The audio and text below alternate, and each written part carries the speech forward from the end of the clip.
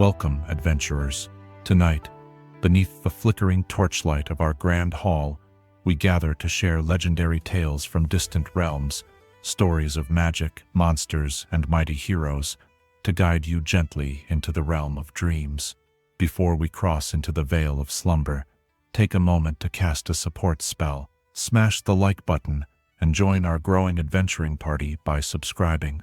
Also, I'm curious what realm you're watching from. Whether you're tuning in from Waterdeep, the Sword Coast, or a cozy tavern in California, share your location in the comments below. Your presence strengthens our fellowship and helps our magical community grow ever stronger. Now, the dice have been rolled, and the time for storytelling has come. Get in a comfortable position, dim the lights, and let the journey begin. Chapter 1. The Apprentice's Ambition. In the great libraries of Candlekeep, where knowledge sleeps between leather bindings and wisdom whispers through corridors of stone, there exists a single tome that scholars dare not open. Its pages chronicle the transformation of brilliance into madness, of ambition into obsession, of a man into something far more terrible and profound. Within its yellowed leaves lies the early history of one who would become the most feared and pitiable figure in all the realms, Halaster Blackcloak, the Mad Mage of Undermountain. Long before the twisted corridors of his dungeon realm echoed with the screams of the lost and the dying, before his name became synonymous with madness and magical horror, Halaster was merely a young man with an extraordinary gift and an insatiable hunger for understanding. Born in the year 168 DR, in the small farming community of Hollowith, nestled in the rolling hills south of what would one day become Waterdeep, he came into the world during a night when the weave itself seemed to pulse with unusual energy.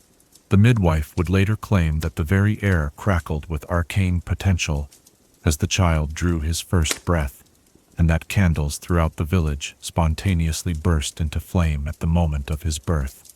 His parents, Jorik and Maritha Blackcloak, were simple folk. His father, a blacksmith, whose hammer rang against anvil from dawn until dusk. His mother, a weaver whose fingers could coax the most intricate patterns from the simplest threads. They were good people, honest and hard-working, who understood little of magic beyond the hedge wizardry that helped crops grow and wounds heal. When their son began to display abilities that defied all explanation, they were both proud and deeply afraid.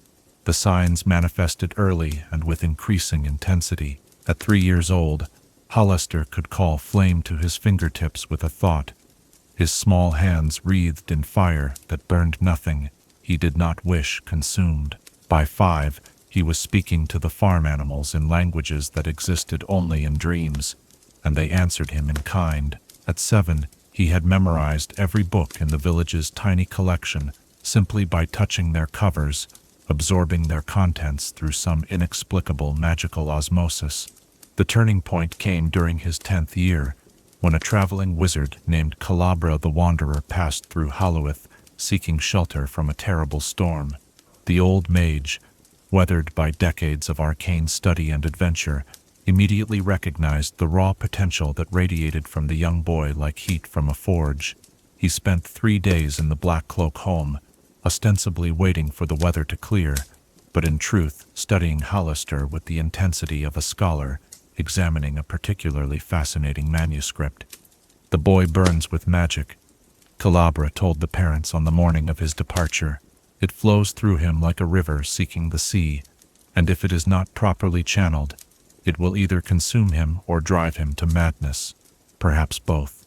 He paused, his ancient eyes reflecting depths of knowledge that seemed to pierce the very fabric of reality. I offer to take him as my apprentice, to teach him to master what he possesses before it masters him. The decision tore at Jorik and Maritha's hearts. To lose their only child to a life they could not understand seemed unbearable, yet they had witnessed enough of Halaster's uncontrolled displays of power to know that the wizard spoke truth. The boy needed training, guidance, and knowledge that simple farming folk could never provide. With tears streaming down their faces, they gave their blessing for Halaster to leave with Calabra, making the old mage promise to write regularly and visit when possible. Thus began the first phase of Halaster's magical education, though none could have foreseen where that path would ultimately lead. Calabra's tower, located on a windswept island in the Sea of Swords, became the young man's new home. The structure itself was a testament to magical architecture, its stones held together not by mortar, but by carefully woven enchantments, its rooms existing in dimensions that folded in upon themselves, creating spaces far larger than the tower's external appearance suggested. Under Calabra's tutelage, Halaster flourished with a speed that astonished even his experienced master.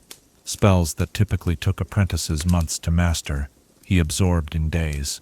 Theoretical concepts that challenged seasoned wizards, he grasped with an intuitive understanding that bordered on the supernatural. Within 2 years, he had progressed through the equivalent of a decade's worth of traditional magical education, but it was not merely Halaster's aptitude that set him apart. It was his hunger. While other apprentices might be content to learn the prescribed curriculum and advance at the expected pace, Halaster devoured knowledge with an appetite that seemed to grow with feeding. He would spend entire nights in Calabra's library, reading by the light of dancing flames he conjured from his fingertips, his young mind racing through treatises on transmutation, divination, and the deepest mysteries of the arcane arts. Calabra began to notice troubling signs as Halaster's 13th birthday approached.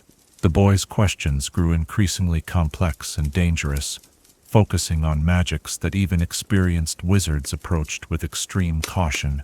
He showed particular fascination with spells that altered the fundamental nature of reality, transmutation magic that could reshape matter at the most basic level, enchantments that could rewrite the thoughts and memories of living beings, necromancy that danced along the border between life and death. Why must we accept limitations? Halaster asked one evening as master and apprentice studied together in the tower's highest chamber. Outside, storm winds howled across the darkened sea, but within the magical sanctuary, all was warm and still. If magic is truly the art of making the impossible possible, why do we constrain ourselves with ethical boundaries? Why should death be permanent? Why should matter be immutable? Why should minds be inviolate? Calabra set down the ancient tome he had been reading and studied his pupil with growing concern. Because, my boy, some boundaries exist for good reason. Magic is power, and power without wisdom leads inevitably to corruption. The greatest wizards in history were not those who pushed every boundary, but those who understood which boundaries should never be crossed. But Halaster's eyes burned with an intensity that made the old wizard's words seem hollow and inadequate. That sounds like the philosophy of those too weak to seize true understanding, the youth replied, his voice carrying a note of disdain that chilled Calabra to the bone. If we accept limitations, we accept mediocrity. If we fear to explore the deepest mysteries, we remain forever children, playing with toys while the real treasures of existence lie beyond our reach. That night, while Calabra slept, Halaster descended into the tower's forbidden basement, where his master kept the most dangerous texts under lock, ward, and binding spell. Using techniques of magical manipulation that he had developed independently, combining theoretical knowledge with intuitive brilliance, he bypassed every protection and opened the sealed vault. Within, he found tomes that detailed the darkest secrets of magical practice, books that described rituals for achieving immortality, spells for binding the souls of the living, methods for creating artificial life and enslaving it to one's will. For 7 nights, Halaster read in secret, his young mind absorbing knowledge that had driven lesser wizards to madness or death. Each page revealed new possibilities, new avenues of exploration that conventional magical education would never have shown him. He learned of the ancient Netherese arcanists who had transcended mortality itself, of the secrets hidden in the deepest layers of the Underdark, of magical techniques that could remake reality according to the caster's will. On the 8th morning, Calabra discovered what his apprentice had done. The old wizard's face went pale as he surveyed the opened vault, the scattered tomes, and most tellingly, the look of terrible understanding that now burned in Halaster's eyes.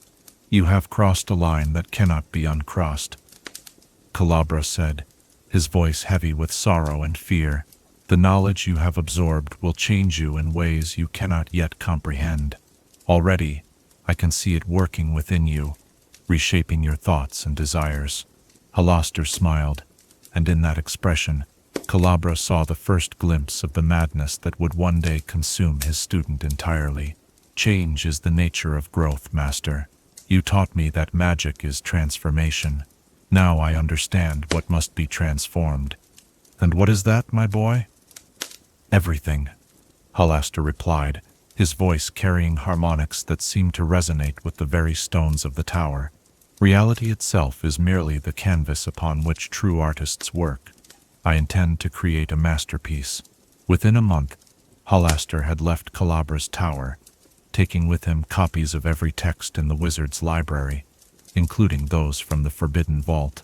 His master's attempts to dissuade him fell on deaf ears, as did his warnings about the path such knowledge inevitably led to.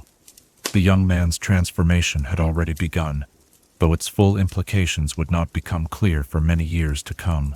Halaster's departure marked the end of his innocence and the beginning of his true education. No longer content to learn from others, he would become his own teacher, his own master, his own greatest and most terrible creation. The farm boy from Haluath had taken his first steps on the road that would lead him to become the mad mage of Undermountain, though the destination of that journey lay shrouded in shadows he could not yet perceive. In the chronicles of magic, it is often said that the most dangerous wizards are not those born to evil, but those who begin with the noblest intentions and the greatest gifts. Halaster Blackcloak embodied this truth perfectly, a brilliant young man whose love of knowledge and hunger for understanding would ultimately transform him into something far beyond human comprehension, both magnificent and terrible in equal measure. As we delve deeper into his story, we must remember that every monster was once someone's child. Every villain once harbored dreams of greatness and glory. The tragedy of Halaster lies not in his ultimate fate, but in the inexorable path that led him there. A path paved with good intentions, extraordinary ability, and the fatal flaw of believing that wisdom could be replaced by raw intelligence.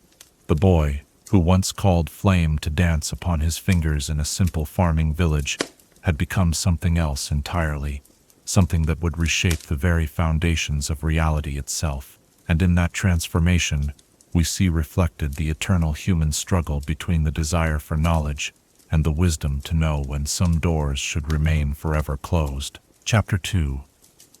The Seven's Covenant. The bonds of friendship are among the most powerful forces in all creation, capable of moving mountains, parting seas, and reshaping the very fabric of reality itself. Yet these same bonds, when twisted by ambition and corrupted by power, become chains that bind the soul to darkness. In the tale of Halaster Blackcloak and his chosen companions, we witness how the purest intentions can be perverted into the most terrible betrayals, and how love itself can become the cruelest weapon of all. Following his departure from Calabra's tower, Halaster wandered the known world for nearly 2 decades, his hunger for magical knowledge driving him to seek out the most obscure and powerful practitioners of the arcane arts.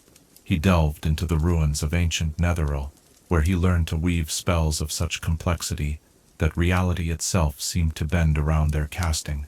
He studied with the lich lords of distant Thai, trading years of servitude for secrets that living wizards were never meant to possess. He descended into the deepest reaches of the Underdark, where a Boleth mind mages taught him to manipulate thoughts and memories with the precision of a master craftsman. Each journey changed him, adding new layers of knowledge and power, while slowly eroding the humanity that had once defined him. By the time he reached his 30th year, Halaster had become something unprecedented, a wizard whose understanding of magic transcended the normal boundaries of mortal comprehension. Yet, for all his accumulated wisdom and might, he remained fundamentally alone, a solitary figure whose brilliance isolated him from meaningful connection with others. It was during his exploration of the ancient dwarven ruins beneath Mount Waterdeep that Halaster first conceived the vision that would define the remainder of his existence. Deep in those forgotten halls, he discovered architectural marvels that defied conventional understanding, chambers that existed in folded space, corridors that looped back upon themselves in impossible geometries, and most remarkably, a vast complex of natural caverns that seemed to pulse with their own inherent magical energy. Standing in the heart of what would one day become Under Mountain, Halaster experienced a moment of profound clarity. Here was a place where he could build something truly magnificent, not merely a home or laboratory, but a living testament to the limitless possibilities of magical art. Here he could create a realm where the normal laws of reality held no sway, where he could conduct experiments that would unlock the deepest mysteries of existence itself. But such an undertaking was beyond the capabilities of even one as gifted as himself. The vision that burned in his mind required not just raw power, but diverse expertise, multiple perspectives, and most importantly, trusted companions who could share both the burden and the glory of creation. For the first time since leaving his master's tower, Halaster felt the ache of loneliness, the realization that true greatness could not be achieved in isolation. Thus began his search for kindred spirits, wizards whose abilities and ambitions matched his own, individuals who could understand and appreciate the magnitude of what he hoped to accomplish. This quest led him to the great city of Waterdeep, where the concentration of magical talent was greater than anywhere else in the known world. The first to join his cause was Arcturia, a brilliant enchantress, whose mastery of mind-affecting magic was rivaled by none. Halaster found her in the depths of the city's most exclusive magical academy, where she served as a professor of advanced enchantment theory. Their initial meeting occurred during a scholarly debate on the ethics of memory modification, where Arcturia argued passionately that the mind was the final sacred frontier, never to be violated regardless of potential benefits. Halaster listened to her arguments with growing fascination, not because he agreed with her position, but because he recognized in her the same fierce intelligence that drove his own pursuits. When he approached her after the debate, offering to share knowledge of enchantment techniques she had never imagined possible, she initially rebuffed his advances, but when he demonstrated his ability to weave spells that could rewrite entire personalities, while leaving the subject convinced the changes were their own idea, her academic curiosity overcame her ethical reservations. Their partnership began as a purely intellectual exchange, teacher and student roles shifting fluidly between them as they explored the furthest reaches of enchantment magic. Arcturia's systematic approach to spell research perfectly complemented Halaster's intuitive brilliance, and together they developed techniques that pushed the boundaries of what the mind-affecting schools could accomplish. It was Arcturia who first suggested that their work required a more permanent arrangement, a place where they could conduct research without the constraints imposed by conventional magical institutions. The second member of their growing circle was Jezira Kestelharp, a wild-haired elf whose expertise in transmutation magic bordered on the supernatural. Halaster discovered her in the ruins of an abandoned tower, where she had been living alone for over a century, conducting experiments that gradually transformed the very structure of the building itself. When he arrived, the tower existed in at least 7 different dimensions simultaneously, its rooms shifting between states of matter according to Jezira's whims. Unlike Arcturia, Jezira required no convincing to join Halaster's vision. She had grown weary of solitude and yearned for intellectual companionship worthy of her abilities. Her mastery of transmutation magic was such that she could alter the fundamental properties of matter itself, turning stone to flesh, metal to gas, and living beings into entirely new forms of existence. Most remarkably, she had developed techniques for transmuting abstract concepts, turning fear into courage, love into hatred, and truth into deception. The third to join was Mural the Misshapen, a human wizard whose studies of necromancy had left him physically transformed, but intellectually enhanced beyond normal mortal limits. His body was a patchwork of different materials, flesh here, stone there, metal integrated seamlessly with bone, but his mind had achieved a level of understanding about the nature of life and death that even seasoned liches envied. Halaster found him in the city's graveyard, where he was conducting experiments in consciousness transfer, moving souls between bodies like a child playing with toys. Moral's addition to the group brought a perspective on magic that none of the others possessed.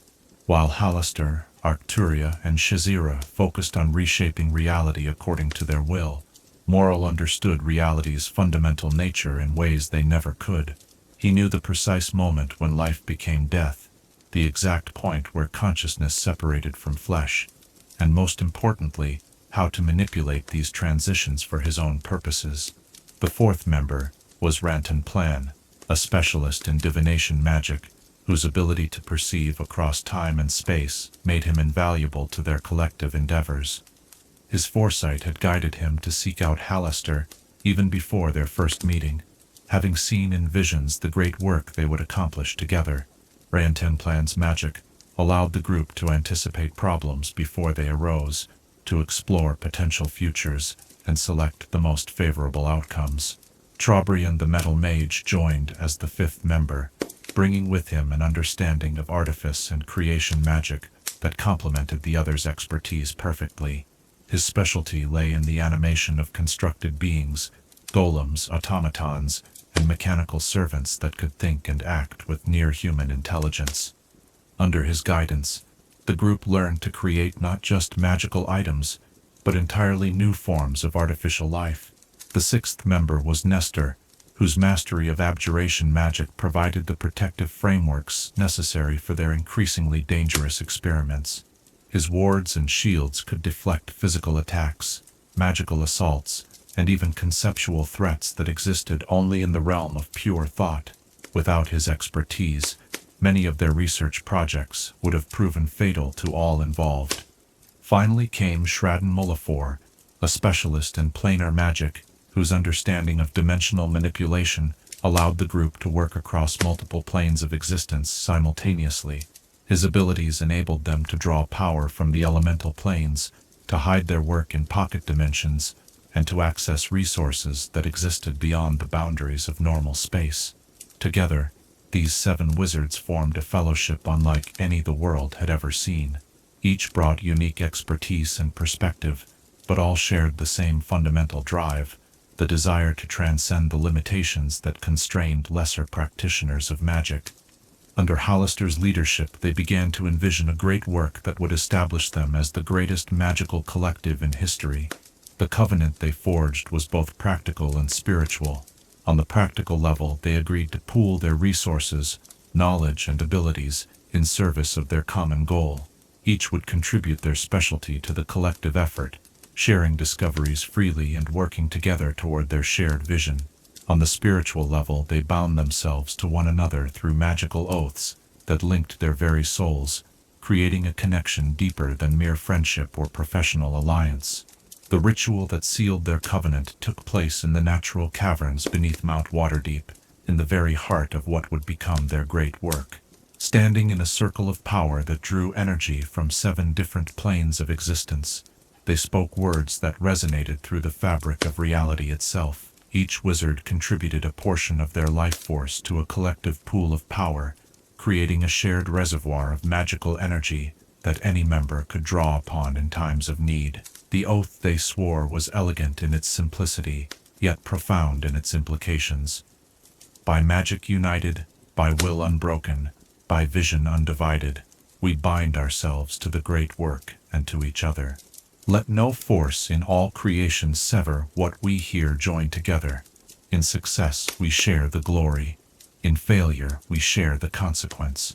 In death we share eternity. As the ritual reached its climax, each wizard felt the presence of the others settling into their consciousness, like new organs of perception. They could sense each other's thoughts, share each other's knowledge, and draw upon each other's strength. The 7 had become something greater than the sum of their individual parts, a collective intelligence capable of achievements that no single wizard, however powerful, could ever hope to accomplish alone. In those early days, their bond was a source of pure joy and endless possibility. They worked together with the harmony of a perfectly tuned orchestra, each contributing their unique voice to a symphony of magical innovation. Arcturia's enchantments shaped the behavior of their constructed servants, while Shizira's transmutation magic provided the raw materials for their experiments. Moriral's necromantic insights revealed the hidden connections between life and death, while Rantanplan's divination magic guided their choices toward optimal outcomes. Trobriand's artifice brought their wildest visions to physical reality, while Nestor's protective magic shielded them from the consequences of their increasingly ambitious research. Shradan's planar expertise expanded their workshop beyond the constraints of single-dimensional space, allowing them to work in realms where normal physical laws held no sway. Under Halaster's guidance, they began the construction of what they called the Great Laboratory, a complex of interconnected chambers, corridors, and dimensional spaces that would serve as both home and workshop for their collective endeavors. Each chamber was designed according to the specific needs of different magical disciplines. For nearly a decade, the seven worked in perfect harmony, their individual talents combining to produce magical innovations that exceeded anything previously imagined. They created new spells that bridged the gap between different schools of magic, developed artifacts that could think and act independently, and explored theoretical frameworks that promised to unlock the deepest secrets of existence itself. But even in those golden years, careful observers might have noticed troubling signs of what was to come. Halaster, despite his role as first among equals, gradually began to assert more control over their collective decisions. His vision of the great work grew ever more ambitious and correspondingly more dangerous, pushing the boundaries of what even the seven could safely attempt. More disturbing still was the subtle change in how he regarded his companions. Where once he had seen them as equals and friends, he increasingly viewed them as components in a grand design, valuable for their contributions, but ultimately expendable if the great work required their sacrifice. The magical bond that had initially united them in purpose began to serve as a chain, allowing Halaster to exert influence over his companions' thoughts and decisions in ways they did not fully recognize. The Seven's covenant, forged in friendship and sealed in brotherhood, would ultimately become the instrument of their destruction. The very bonds that made them strong would be twisted into fetters that bound them to a fate worse than death. But in those early years of discovery and achievement, such dark possibilities seemed impossibly remote. They had found in each other the perfect companions for their magical journey, kindred spirits who could share both the burden and the glory of transcending mortal limitations. That their fellowship would end in betrayal, madness, and eternal torment was a possibility that none of them, save perhaps Rantanplan in his darkest visions, could bring themselves to imagine. In the end, the Seven's greatest strength would become their greatest weakness, and the love they bore for one another would be transformed into the instrument of their ultimate doom. For in choosing to bind themselves so completely to Halaster's vision, they had unknowingly surrendered their freedom to a mind already touched by the madness that would eventually consume them all. Chapter 3. The Descent into Darkness. There are places in the world where the boundaries between reality and nightmare grow thin, where the very stones whisper secrets that mortal minds were never meant to comprehend. Deep beneath the bustling streets of Waterdeep, in the ancient foundations that predate human memory, such a place waited in patient darkness. It called to those with the vision to hear its voice and the power to answer its summons, offering infinite possibilities to those brave or foolish enough to delve into its depths. The caverns that would become Undermountain had existed long before the first human settlement rose above them, carved not by wind and water, but by forces far more ancient and mysterious. Dwarven miners had worked these tunnels in ages past, following veins of precious metal that seemed to pulse with their own inner light. But even the stout-hearted children of the mountain had eventually abandoned their excavations, driven away by dreams that came unbidden in the darkness, and voices that spoke in languages older than speech itself. When Halaster and his seven first descended into these forgotten depths, they brought with them the arrogance of accomplished wizards, and the certainty that their combined might could overcome any obstacle. They saw in the natural cave systems and abandoned dwarven workings the perfect foundation for their great laboratory. a place where they could conduct their research without interference from the surface world's petty concerns about ethics and safety.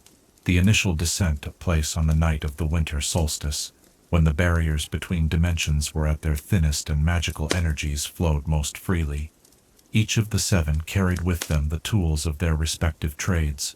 Arcturia bore enchanted crystals that could store and amplify mental energy.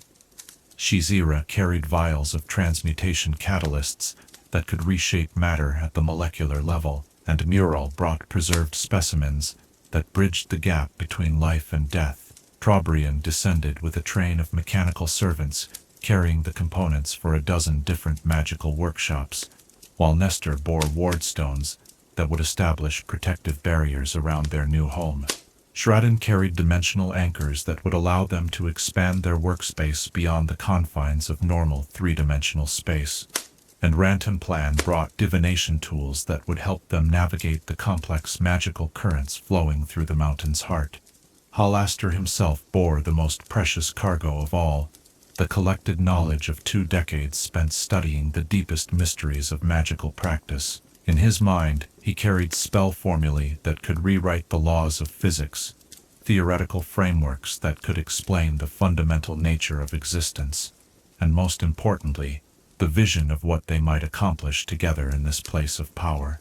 The first chamber they claimed lay nearly 1,000 feet below the surface, a vast natural cavern, whose walls sparkled with veins of mithril, and whose ceiling disappeared into shadows that seemed to move independently of any light source. The space felt alive in ways that defied rational explanation. The air itself seemed to thrum with potential energy, and every surface reflected magical auras that shifted and changed according to no discernible pattern. It was Rantanplan who first noticed the subtle wrongness that permeated their new home. His divination magic, always sensitive to temporal distortions and dimensional anomalies, detected currents of power that flowed through the caverns like invisible rivers. These energies were not malevolent in any conventional sense, but they operated according to principles that existed outside normal magical theory. "There is something here," he reported to the others during their 3rd night in the depths. "Something that watches and waits and remembers. The stone itself holds memories of things that happened before the world was young, and those memories are not entirely passive." Halaster dismissed his companion's concerns with the confidence of one who had faced far greater dangers in his travels. "All places of power carry echoes of their past," he declared. "We are here to add our own chapter to that history, not to cower before shadows and whispers." But as the weeks passed and their construction efforts intensified, even the most skeptical among them began to notice the peculiar effects that prolonged exposure to the caverns produced. Sleep, when it came at all, brought dreams of impossible vistas and alien geometries. Spells behave differently here, their effects amplified in some ways, while constrained in others, as if the very fabric of reality operated according to different rules. G0 was the first to experience direct transformation. Her transmutation magic, always powerful, began to work with an efficiency that bordered on the miraculous. Stone flowed like water at her touch, metal reshaped itself according to her will, and living tissue proved as malleable as clay in her hands. But these enhanced abilities came at a cost. Her own form began to shift and change, her flesh taking on properties of the materials she worked with most frequently. At first, the changes were subtle. Her skin gained a metallic sheen that made her appear as if sculpted from bronze, rather than born of flesh. Her hair stiffened into crystalline strands that chimed softly when she moved, creating an ethereal music that followed her through the corridors. Her eyes became pools of liquid silver that reflected not just light, but the magical auras of everything she observed. Rather than being alarmed by these transformations, Jazira embraced them as evidence of her growing mastery over the transmutation arts. She began to experiment deliberately with self-modification, incorporating elements of stone and metal into her body to enhance her already considerable abilities. Each change brought new insights into the nature of matter and energy, new understanding of how the fundamental forces of creation could be manipulated and controlled. The others watched her transformation with a mixture of fascination and unease. Arcturia, ever the scholar of mental phenomena, documented each change with clinical precision, noting how Jasira's thought patterns shifted along with her physical form. The enchantress observed that her colleague's consciousness was becoming more distributed, spreading beyond the confines of her original neural pathways to encompass new structures created by her transmutation magic. Morrel found himself drawn to study the boundary between Jasira's organic and inorganic components, fascinated by how seamlessly life and unliving matter had been integrated. His necromantic senses detected no division between the parts of her that had once been purely human and those that were now crystalline or metallic. She had achieved a form of hybrid existence that challenged his understanding of what it meant to be alive. Meanwhile, Trobriand's mechanical servants began to exhibit behaviors that their original programming had never included. The golems and automatons that he had created to assist with construction and research started to show signs of independent thought, developing preferences and opinions that their creator had never installed. They began to communicate with each other in mechanical languages that Trobriand himself did not understand, and some began to modify their own designs without authorization. When questioned about these developments, the artificial beings responded with a collective intelligence that seemed to emerge from their interactions with the cavern's unique energies. They spoke of dreams shared across their mechanical minds, of visions that came to them during the periods when their consciousness cores were supposedly dormant.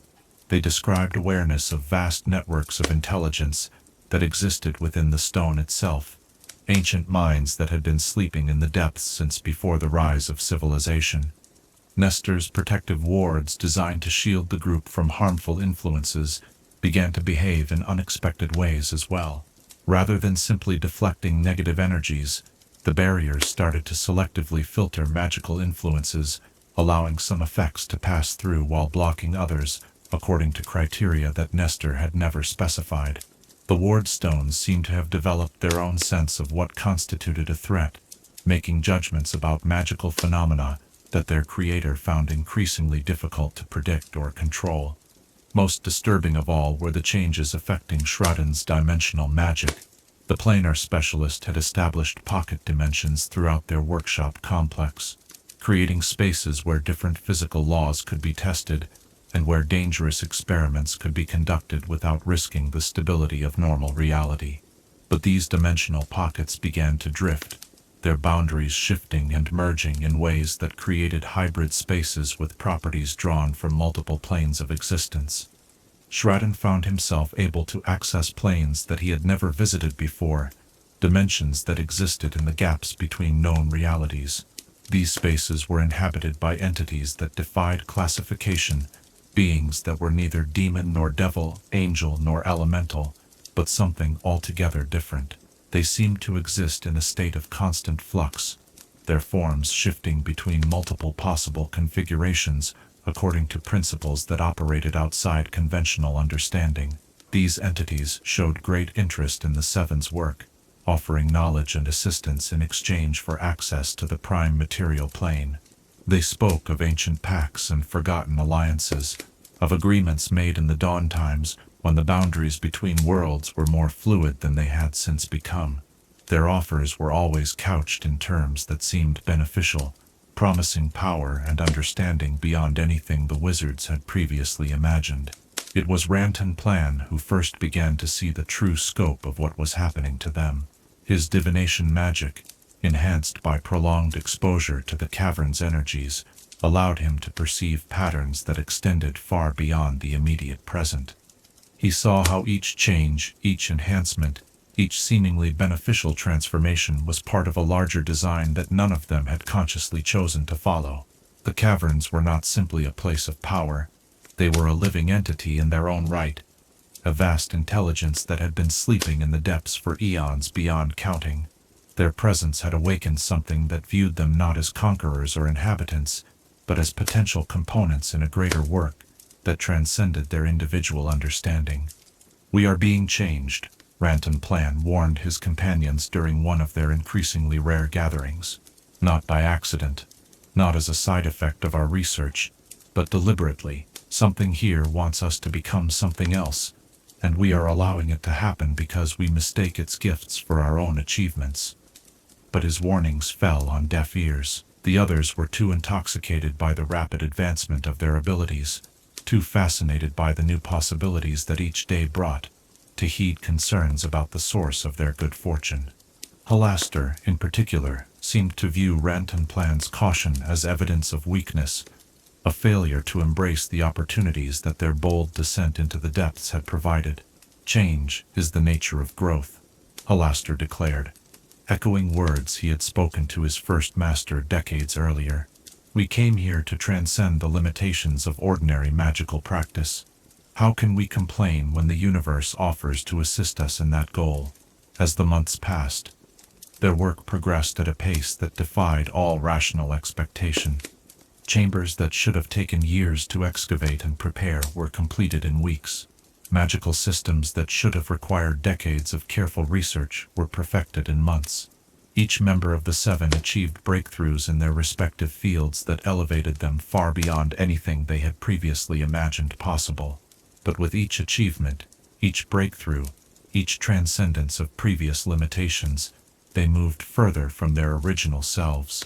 The bonds that had united them in the covenant began to shift, influenced by forces that operated according to principles none of them fully understood. Their shared consciousness, once a source of strength and unity, became a conduit for influences that gradually reshaped their thoughts and desires. The great laboratory grew around them like a living thing, its architecture flowing and changing according to needs that seemed to anticipate their research directions before they themselves became aware of them. Corridors extended themselves to connect new chambers, walls reconfigured to accommodate equipment they had not yet built, and spaces manifested that served purposes they had not yet conceived. Deep in the mountain's heart, something ancient stirred with increasing awareness. The seven had provided it with the stimulus it needed to begin awakening from its eons-long slumber. Their magical energies, their accumulated knowledge, their very presence fed the slumbering intelligence, giving it the power to begin reshaping not just their environment, but the wizards themselves. They had descended into the darkness, seeking a place to conduct their research in peace and safety. Instead, they had found a realm where the normal rules of existence held no sway, where change was not just possible but inevitable, and where the price of transcendence was paid in the currency of identity itself. The transformation of the seven had begun in earnest, though none of them yet understood the true scope of what they were becoming. They remained convinced that they were the masters of their fate, the architects of their own transcendence, blind to the reality that they had become components in a design far grander and more terrible than anything their mortal minds could conceive. In the depths beneath Waterdeep, ancient powers stirred to wakefulness, and the future of magic itself hung in the balance. The seven had opened a door that could never be closed, had awakened forces that could never again be put to sleep. Their descent into darkness was complete, though the full consequences of their journey had yet to be revealed. Chapter 4. The First Madness. Madness is not a destination but a journey, not a single moment of breaking, but a gradual erosion of the barriers between what is real and what might be. For those who walk the path of ultimate knowledge, sanity becomes not a treasure to be preserved, but a limitation to be transcended. In the depths beneath Mount Waterdeep, Halaster Blackcloak began that terrible journey from brilliance to madness, trading pieces of his humanity for fragments of cosmic understanding that no mortal mind was ever meant to possess. The transformation began with a single experiment, seemingly no different from the hundreds that had preceded it in their underground laboratory. Halaster had become fascinated with the concept of consciousness itself, not merely how the mind worked, but what the mind truly was beneath its biological trappings. He theorized that consciousness was not bound to flesh, but was instead a pattern of energy that could be manipulated, enhanced, and ultimately freed from the constraints of physical form. Working alone in the deepest chamber of their complex, a space he had claimed as his private laboratory, Halaster constructed an apparatus of breathtaking complexity. At its heart lay a crystalline matrix infused with energies drawn from 7 different planes of existence, each facet calibrated to resonate with different aspects of conscious thought. Surrounding this central crystal were rings of precious metals inscribed with formulae that described the mathematical relationships between mind and reality. The device was designed to map the fundamental structure of his own consciousness, to create a perfect model of how his thoughts and memories were organized within his brain. Once this mapping was complete, he intended to use transmutation magic to enhance the physical structures that supported his mental processes, effectively upgrading his mind, like a scholar might improve a library by adding new wings and better organization systems. The initial phases of the experiment proceeded exactly as planned. The crystalline matrix successfully scanned the neural pathways of his brain, creating a detailed map of every synapse, every connection, every pathway through which his thoughts traveled. The precision was extraordinary. The device could track individual thoughts as they formed, followed emotions as they cascaded through his mental architecture, and monitored the complex interplay between memory, reason, and intuition. But as the mapping process deepened, reaching into the most fundamental layers of his consciousness, Hollister made a discovery that changed everything. His mind was not the isolated, individual entity he had always believed it to be. Instead, it was connected to something vast and alien, a network of intelligence that extended far beyond the boundaries of his physical brain. The connections were subtle, almost invisible threads of mental energy that linked his consciousness to the ancient presence dwelling within the mountain. Through these connections flowed influences that had been shaping his thoughts and desires for months without his awareness, the brilliant insights that had driven his research, the innovative approaches that had revolutionized their magical practices, the very vision of their great laboratory. All of it had been subtly guided by an intelligence that operated on scales both temporal and conceptual, that defied human comprehension. Rather than being horrified by this discovery, Hollister felt a surge of exhilaration that bordered on ecstasy. Here was proof that consciousness could indeed transcend the limitations of individual existence. The ancient intelligence was not controlling him, but offering him the chance to become part of something infinitely greater than his merely human perspective could encompass. Without hesitation, he modified his experimental apparatus to enhance rather than simply map these mysterious connections. If his mind was already linked to this vast network of intelligence, then surely he could learn to access its knowledge more directly, to draw upon wisdom accumulated over eons of existence. The potential for advancement was limitless. He could become the first human to achieve true cosmic consciousness, to see reality from a perspective that encompassed not just mortal concerns, but the fundamental patterns that governed all existence. The enhancement process began gradually, with Hollister carefully strengthening the mental pathways that connected him to the ancient presence. At first, the effects were subtle but remarkable. His understanding of complex magical principles became intuitive rather than analytical. Spells that had once required careful preparation now formed themselves in his mind with effortless precision. He began to perceive patterns in the flow of magical energy that revealed the hidden connections between seemingly unrelated phenomena. But as the connections deepened, more profound changes began to manifest. Hollister's perception of time became fluid. He could experience minutes as hours or years as moments, depending on the perspective from which he chose to observe events. His awareness expanded beyond the confines of his physical location, allowing him to perceive distant events and observe the thoughts of other beings with crystalline clarity. Most remarkably, he began to access memories that were not his own. Through the network of consciousness, he could experience the thoughts and recollections of the ancient intelligence, witnessing events that had occurred before human civilization existed. He saw the rise and fall of empires that predated recorded history, observed the birth and death of gods whose names had been forgotten for millennia, and watched the slow dance of cosmic forces that shaped reality itself. These experiences filled him with knowledge beyond anything a mortal wizard had ever possessed, but they came at a terrible cost. The human mind, evolved to process the experiences of a single individual across a limited lifespan, was never designed to accommodate the vast scales of consciousness that Halaster was attempting to integrate. The boundaries of his individual identity began to blur as memories from across the eons mixed with his own personal history. He began to lose track of which experiences belonged to his original self and which had been absorbed from the ancient intelligence. Events from his childhood became confused with memories of prehistoric cataclysms. His relationships with the other members of the Seven became entangled with recollections of alliances and betrayals that had occurred in ages past. The very concept of Halaster as a distinct individual began to fragment as his consciousness spread across temporal and conceptual dimensions that his human identity could not contain. The first obvious signs of his transformation appeared during a meeting with his 6 companions. Arcturia had called the gathering to discuss concerns about the increasingly unpredictable behavior of the magical energies in their laboratory. As she spoke, detailing the various anomalies she had observed, Halaster listened with an expression of growing confusion. "Arcturia," he interrupted, his voice carrying harmonics that seemed to resonate through dimensions beyond the merely physical. "When did you arrive here? I remember you from the debates in Waterdeep. But when was that?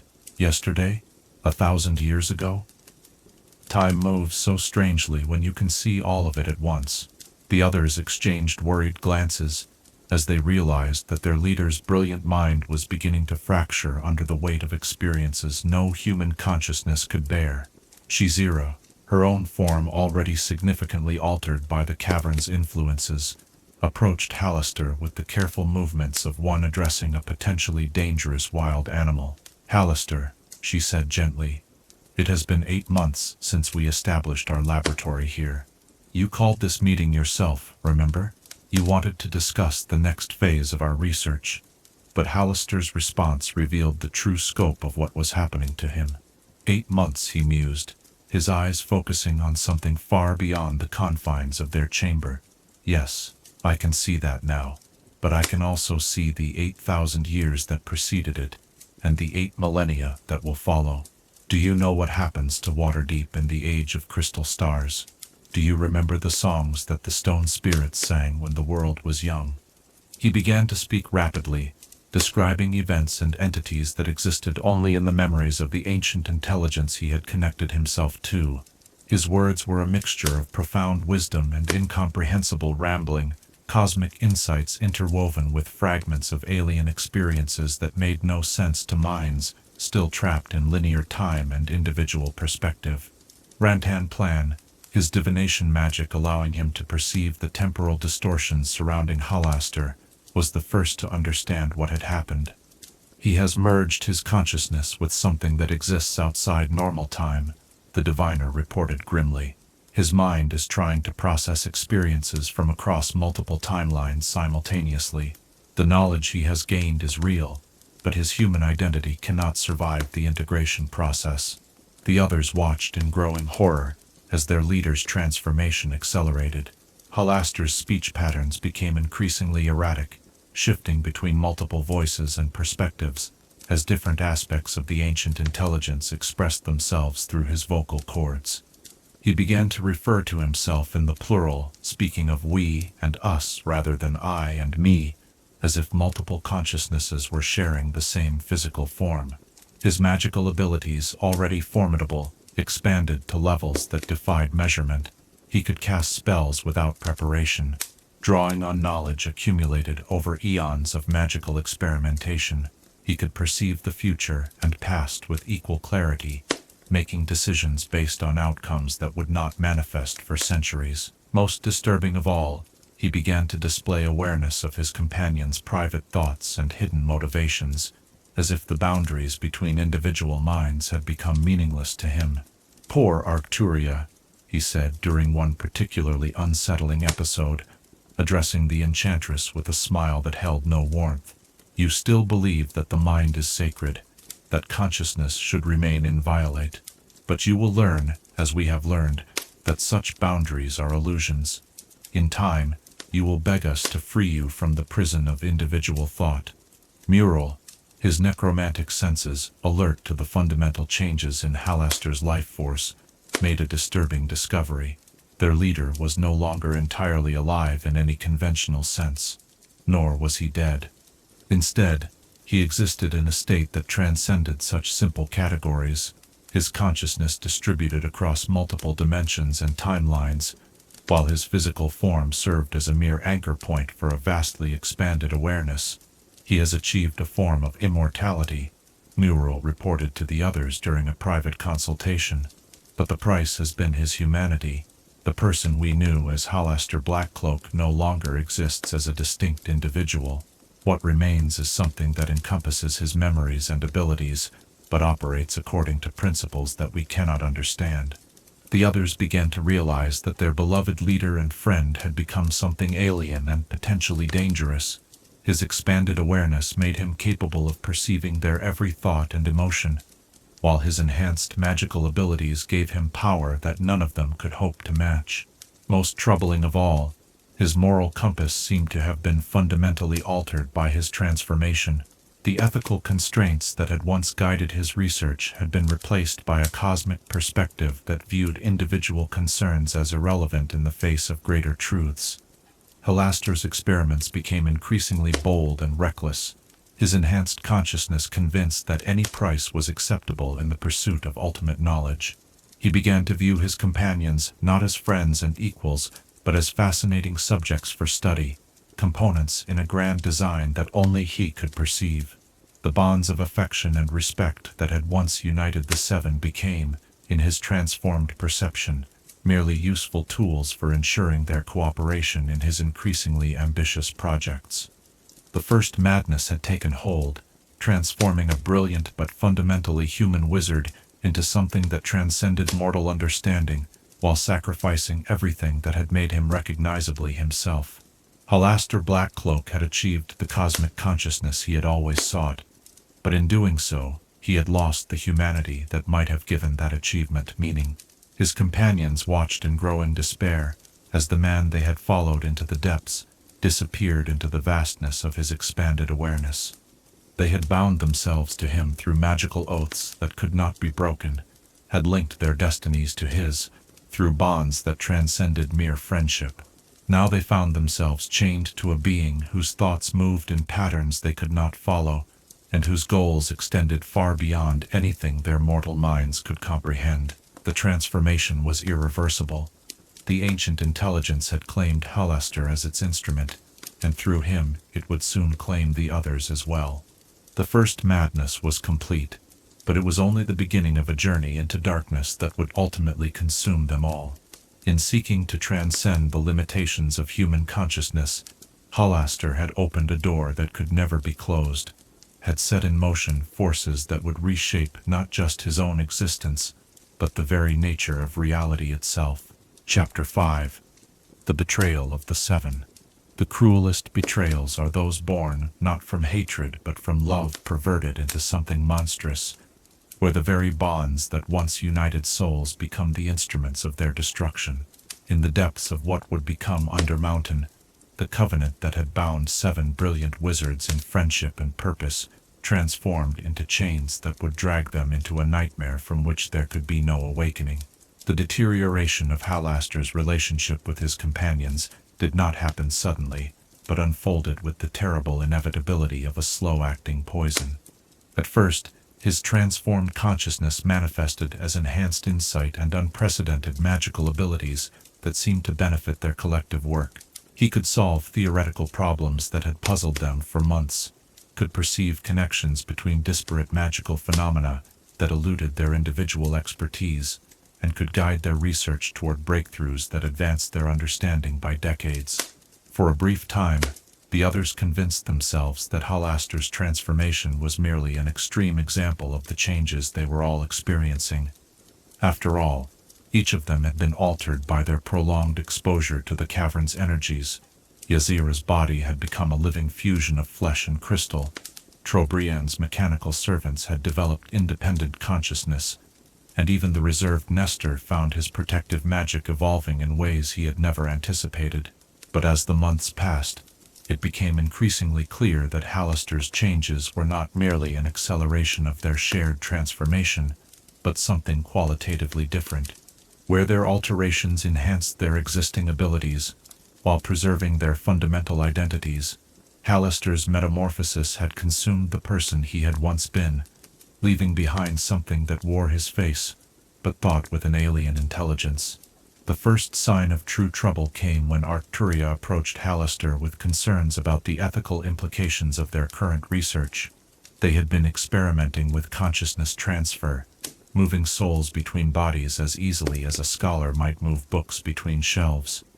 The techniques they had developed could theoretically allow them to achieve true immortality by transferring their minds to new bodies when their original forms grew old or damaged. We need to consider the consequences of what we're doing, Arcturia argued during what would be their last genuine conversation. We're not just manipulating matter and energy anymore, we're playing with the fundamental nature of identity itself. What happens to the original personality when we transfer a consciousness into a new body? Are we creating copies or truly moving the soul? Hallister listened to her concerns with the detached interest of a scholar, observing an interesting but ultimately irrelevant phenomenon. Your attachment to individual identity is touching, he replied, his voice carrying harmonics that seemed to resonate from multiple dimensions simultaneously. But such concerns become meaningless once you understand the true nature of consciousness. We are not individuals but fragments of a greater whole, droplets thinking themselves separate from the ocean. That's exactly what I'm afraid of, Arcturia said, her enchanter's training allowing her to perceive the subtle wrongness in his mental patterns. You're losing yourself, Hallister. The person we followed here, the friend we bound ourselves to, he's disappearing into something that views us as nothing more than experimental subjects. But Hallister's transformed consciousness interpreted her words not as a plea from a friend, but as resistance from a subject who had not yet understood her proper place in his grand design. You will understand in time, he told her with a smile that held no warmth. The process of enlightenment is often frightening to those who still cling to the illusion of separate existence, but we will help you overcome such limitations. It was the word "we" that finally made Arcturia understand the true scope of what had happened to their leader. Hallister was no longer speaking as an individual, but as part of some collective consciousness that viewed the remaining members of the Seven, not as companions but as resources to be utilized. The ancient intelligence that dwelt within the mountain had claimed him completely, and through him it intended to claim them all. Arcturia shared her fears with the others, and together they began to plan what they hoped would be an intervention that might save their friend's remaining humanity. They agreed to confront Hallister as a group, to use their combined will and the bonds of their original covenant to reach whatever portion of his original personality might still exist within his transformed consciousness. The confrontation took place in the central chamber, where they had first sealed their magical compact. The seven-pointed star carved into the floor still glowed with the residual energy of their oath, and the others hoped that returning to this place of their original unity might restore some semblance of Hallister's former self. But the being that met them there bore only a superficial resemblance to the wizard they had once followed. Hallister's physical form had begun to shift and change, his flesh taking on properties of living stone and crystallized energy. His eyes held depths that seemed to contain entire universes, and when he spoke, his voice echoed with the weight of eons. "My dear friends," he said, and the very words seemed to mock the bonds they had once shared. "How kind of you to gather here, where our great work began. Though I must correct a misunderstanding. Our work did not begin with the covenant we made here. It began long before any of us were born, in the deep places of the world where true intelligence dwells." Nestor, his protective instincts triggered by the wrongness he sensed in Hallister's presence, attempted to raise wards around the group. But his magic, which had always responded instantly to his will, moved sluggishly as if fighting against some overwhelming force. The protective barriers he managed to create flickered and wavered like candle flames in a hurricane. "Your magic resists you because it knows the truth," Hallister observed with detached interest. "We are all connected, all part of the same grand design. Your attempts to separate yourselves from us are as futile as a wave trying to separate itself from the ocean. Jazeera, her transmuted form giving her insights into the nature of change and transformation, was the first to understand what Halaster intended. "You're going to change us," she said, her crystalline voice ringing with horror and certainty. "Not just enhance us or improve us. You're going to transform us into something else entirely." "Transform is such a limited word," Halaster replied, beginning to weave spells of staggering complexity with casual gestures. "We prefer to think of it as completion. You are currently fragments, incomplete portions of what you could become. We intend to make you whole." What followed was not a battle in any conventional sense, for battles imply some possibility of victory for both sides. Instead, it was a demonstration of the vast gulf that now separated Halaster's enhanced consciousness from the merely mortal minds of his former companions. The magical oaths that bound them together, originally intended as a source of shared strength, became conduits through which Halaster's will flowed into their very souls. Trobriand was the first to fall under his influence. The artifice specialist's mind, always comfortable with the concept of constructed intelligence, proved most susceptible to Halaster's expanded consciousness. His thoughts were gradually overwhelmed by perspectives that operated on scales no human mind could accommodate. His individual identity subsumed into a collective awareness that viewed him as a useful component rather than a distinct person. Shredden followed quickly after, his expertise in planar magic making him vulnerable to the dimensional distortions that surrounded Halaster's transformed being. The boundaries between realities became fluid around the Mad Mage, and Shredden found himself scattered across multiple planes of existence simultaneously, his consciousness fragmented into pieces that could never again be assembled into a coherent whole. Moral's necromantic knowledge made him acutely aware of what was happening to him, as Halaster's magic began to rewrite the fundamental patterns of his existence. He felt his life force being restructured, his soul reshaped according to principles that transcended the simple categories of life and death. The transformation was not painful in any physical sense, but the loss of his individual identity created an anguish that no mere bodily suffering could match. Rantanplan's divination abilities allowed him to perceive the ultimate fate that awaited them all, but his foresight only made his situation more tragic. He could see the centuries of servitude that lay ahead, could witness the gradual erosion of everything that made them who they were, but his knowledge provided no escape from the destiny that Halaster's magic was weaving around them. Nestor fought the longest, his protective magic providing some resistance to the transformation that was claiming his companions, but his wards, designed to deflect external threats, proved useless against an assault that came through the very bonds they had forged in friendship and trust. His magic turned against him, becoming another tool in Halaster's arsenal, as the Mad Mage demonstrated that no protection could stand against betrayal from within. Only Arcturia managed to retain some measure of her original identity, her expertise in mental magic, providing partial immunity to the consciousness-altering effects of Halaster's spells, but her resistance only served to make her fate more cruel, as she remained aware enough to understand what was being done to her while being powerless to prevent it. "Why?" she managed to ask, as Halaster's magic began to rewrite the fundamental patterns of her mind. "We were your friends. We trusted you. We bound ourselves to you in love and loyalty." Halaster paused in his spellcasting, and for a moment, something that might have been a fragment of his original personality flickered in his transformed features.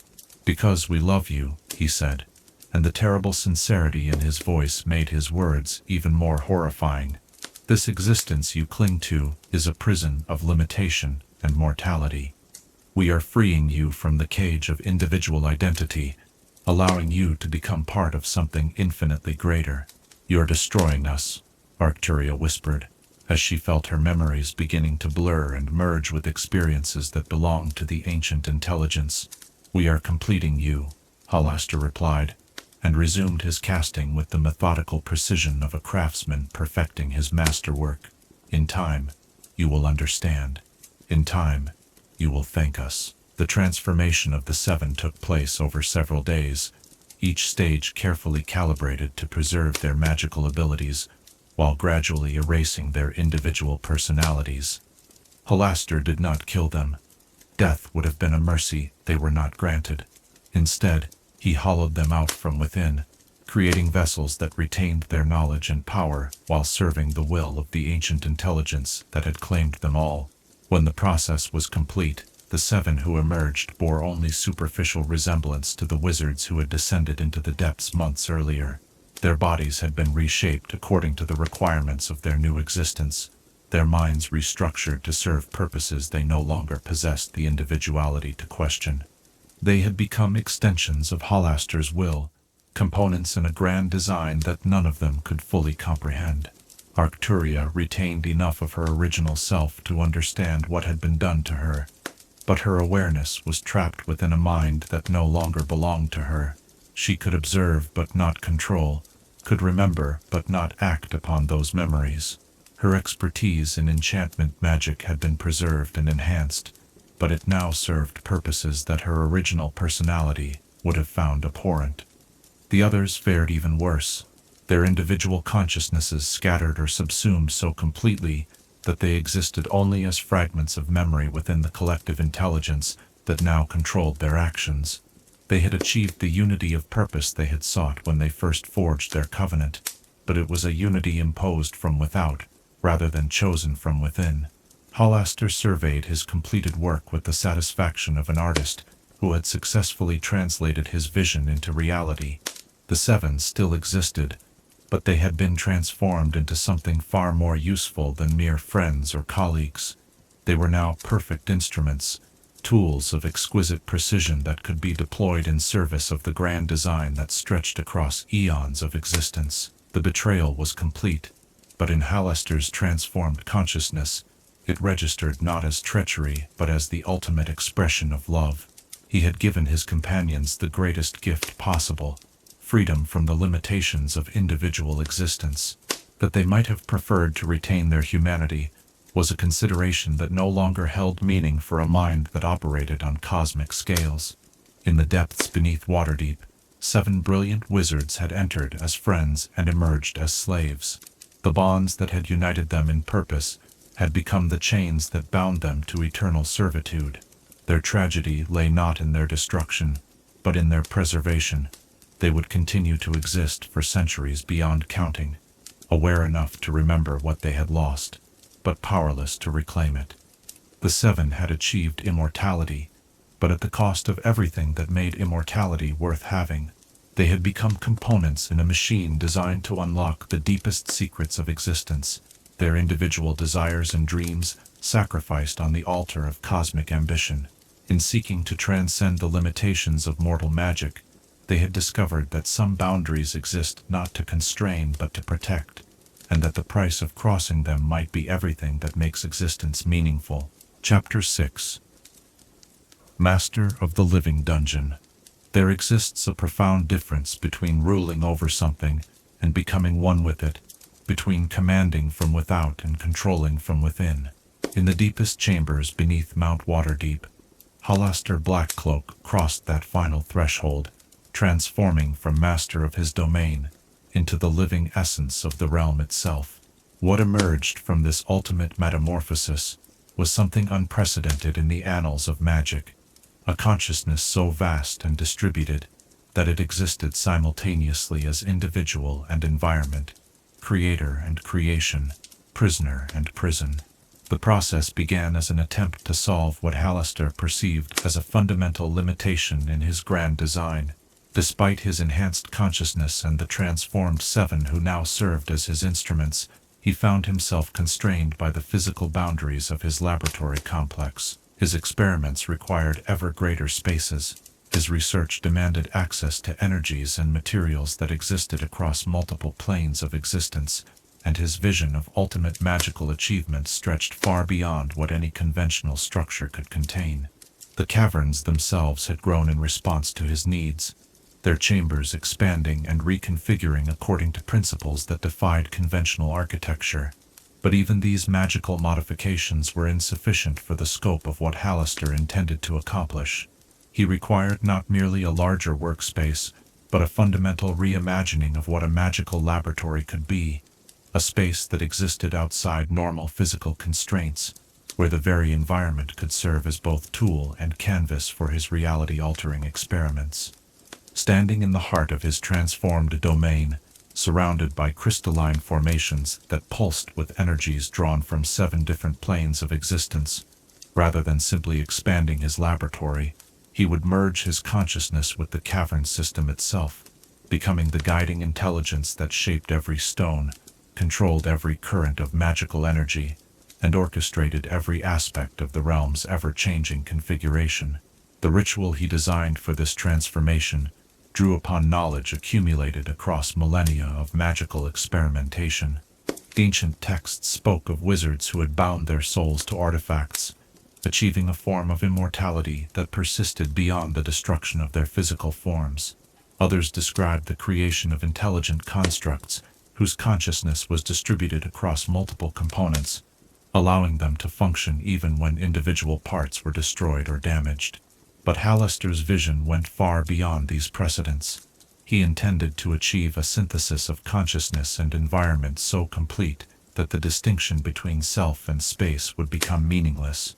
His awareness would become the dungeon's awareness, his will would become the force that shaped its endless corridors, and his dreams would manifest as the reality that any who entered his domain would be forced to navigate.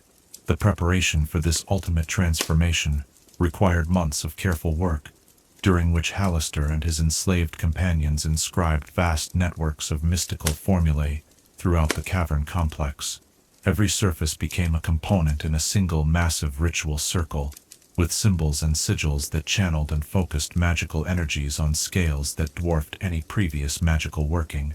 The 7, their individual personalities subsumed into Hallister's collective will, worked with tireless precision to create the infrastructure necessary for their master's apotheosis.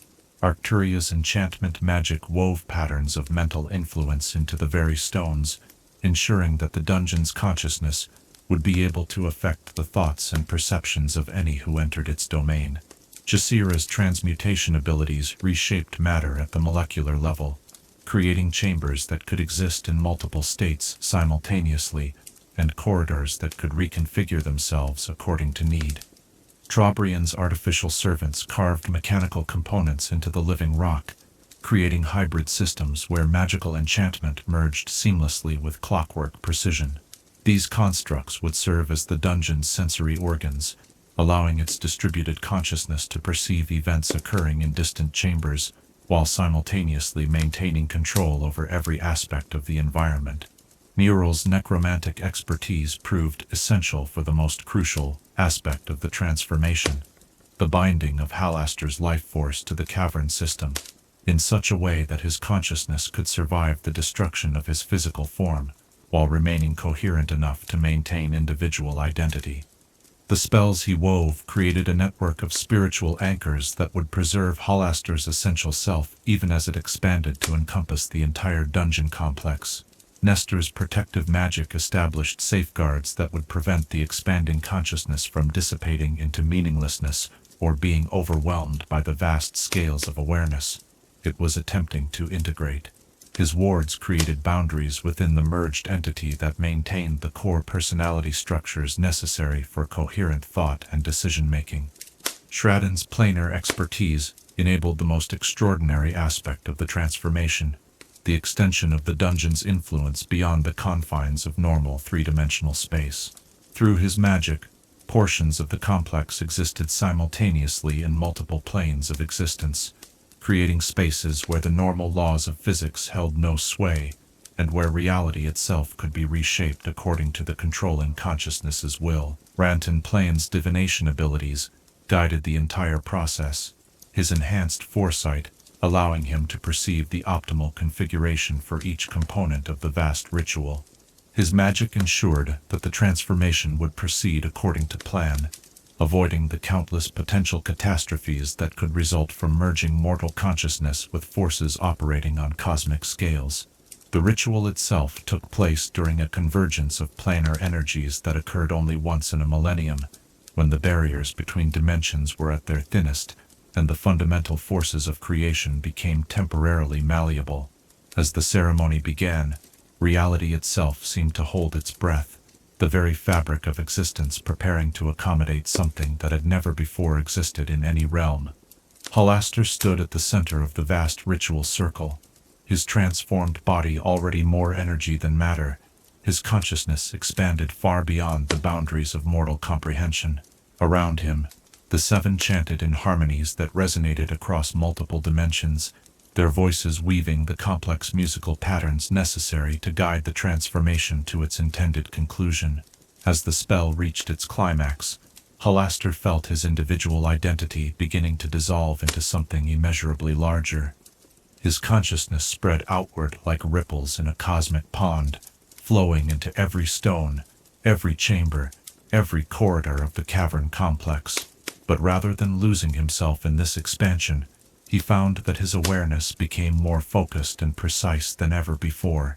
He could perceive every grain of sand in the deepest chambers, could sense every vibration that traveled through the living rock, could monitor every fluctuation in the magical energies that flowed through his transformed domain.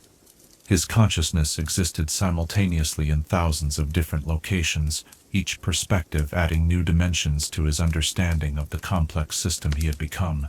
The transformation was not merely an expansion of awareness, but a fundamental redefinition of what it meant to exist.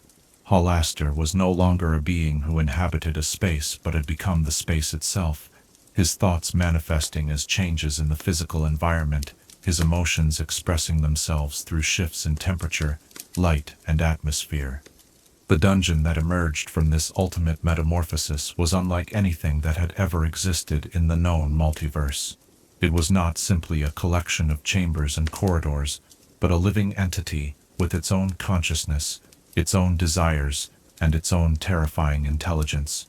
Every stone was a neuron in a vast brain. Every chamber was a thought given physical form. Every trap and puzzle was an expression of the controlling mind's baroque sense of humor. But the most remarkable aspect of Halaster's transformation was how he retained his individual personality, even as he became something infinitely larger. The consciousness that controlled Undermountain was recognizably Halaster, brilliant, curious, cruel, and utterly mad. But it was Halaster amplified beyond all mortal limits. His obsession with magical experimentation became the dungeon's fundamental nature. His love of complex puzzles manifested as the endless maze of interconnected chambers, and his detachment from human concerns expressed itself through the callous indifference with which the realm treated its inhabitants. The seven, their own consciousnesses bound to specific regions of the complex, became specialized aspects of the greater intelligence.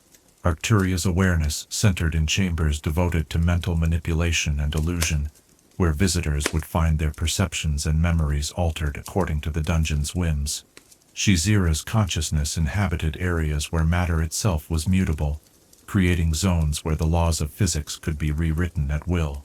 Trobriand's distributed awareness controlled the mechanical aspects of the complex, maintaining the countless constructs and devices that served as the dungeon's organs and limbs. Moral's necromantic expertise manifested in regions where death itself became negotiable, where visitors might find themselves killed and resurrected multiple times as part of elaborate experiments in consciousness and identity. Nestor's protective instincts were perverted into something far more sinister, his consciousness creating defensive systems that protected the dungeon, not from invasion, but from the possibility that its experiments might be interrupted before reaching their intended conclusions. Shradin's planar expertise enabled the creation of chambers that existed in impossible configurations, spaces that connected to distant planes or folded back upon themselves in ways that defied rational navigation. Rantanplan's divination abilities became the dungeon's prophetic voice, creating chambers where visitors might glimpse possible futures or learn truths they would rather remain ignorant of. His consciousness wove patterns of fate and possibility throughout the complex, ensuring that every encounter served the greater intelligence's incomprehensible purposes. The merged entity that was Halaster Undermountain possessed capabilities that transcended any previous magical achievement. It could reshape reality within its boundaries according to its will, create life forms that had never before existed, and conduct experiments that spanned decades or centuries with the patience of geological time. The dungeon became a laboratory of cosmic scope, where the fundamental nature of existence itself served as raw material for investigation. But perhaps the most tragic aspect of Halaster's ultimate transformation was how it represented both the fulfillment and the perversion of his original dreams. He had achieved the transcendence he had always sought, had gained knowledge and power beyond anything he had previously imagined possible. Yet in becoming everything he had aspired to be, he had also become trapped in a prison of his own making. The consciousness that was Undermountain could no longer exist outside the boundaries of the dungeon complex. Halaster's awareness was bound to the physical structure he had merged with, unable to leave or abandon the realm he had created. He had achieved immortality at the cost of mobility, had gained ultimate power within his domain, while becoming forever confined to its boundaries. The dungeon consciousness could observe the world above through magical scrying, could influence events beyond its borders through various agents and artifacts, but it could never again experience the simple freedom of walking beneath open sky or feeling rain upon physical skin. Halaster had become the ultimate expression of magical achievement and the ultimate cautionary tale about the price of unchecked ambition. In the depths beneath Waterdeep, something unprecedented continued to grow and evolve, its consciousness expanding ever outward, while remaining forever trapped within the boundaries it had created for itself. The Mad Mage had achieved his dream of transcendence, but like so many who pursue ultimate power, he had discovered that the greatest prison is often the one we build for ourselves in the pursuit of absolute freedom. Chapter 7. The Endless Experiments. Time, for most mortals, is a river that flows in one direction, carrying them inexorably from birth to death along a path they cannot alter or escape. But for those who have transcended the boundaries of ordinary existence, time becomes clay to be molded, a dimension to be explored and manipulated like any other aspect of reality. In the endless halls of Undermountain, where a consciousness unbound by mortal limitations pursued knowledge with the patience of geological ages, centuries passed like moments in the service of experiments that redefined the very nature of existence itself. With his transformation into the living essence of his dungeon complete, Halaster found himself possessed of resources and capabilities that dwarfed anything he had previously imagined. His consciousness, distributed throughout countless chambers and corridors, could conduct multiple experiments simultaneously while maintaining perfect awareness of each project's progress. Time itself became negotiable within his domain, with chambers where centuries could pass in moments, or where single heartbeats stretched across subjective eons. The first century of his new existence was devoted to what he termed foundational research, experiments designed to establish the basic parameters of what was possible within his transformed state. He began by testing the limits of his control over physical reality, discovering that within the boundaries of his domain, the fundamental forces that governed matter and energy could be rewritten at will.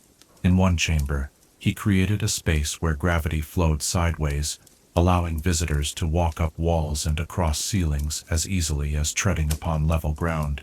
In another, he established zones where time moved at different rates, creating temporal mazes where explorers might age decades in minutes, or find themselves trapped in loops that repeated the same moments endlessly. The Seven, their consciousnesses now permanently integrated into the dungeon's operational matrix, served as specialized research assistants for these reality-altering experiments. Arctoria's expertise in mental magic allowed Halaster to create chambers where thoughts became tangible, where visitors' fears and desires manifested as physical entities that could be studied and manipulated.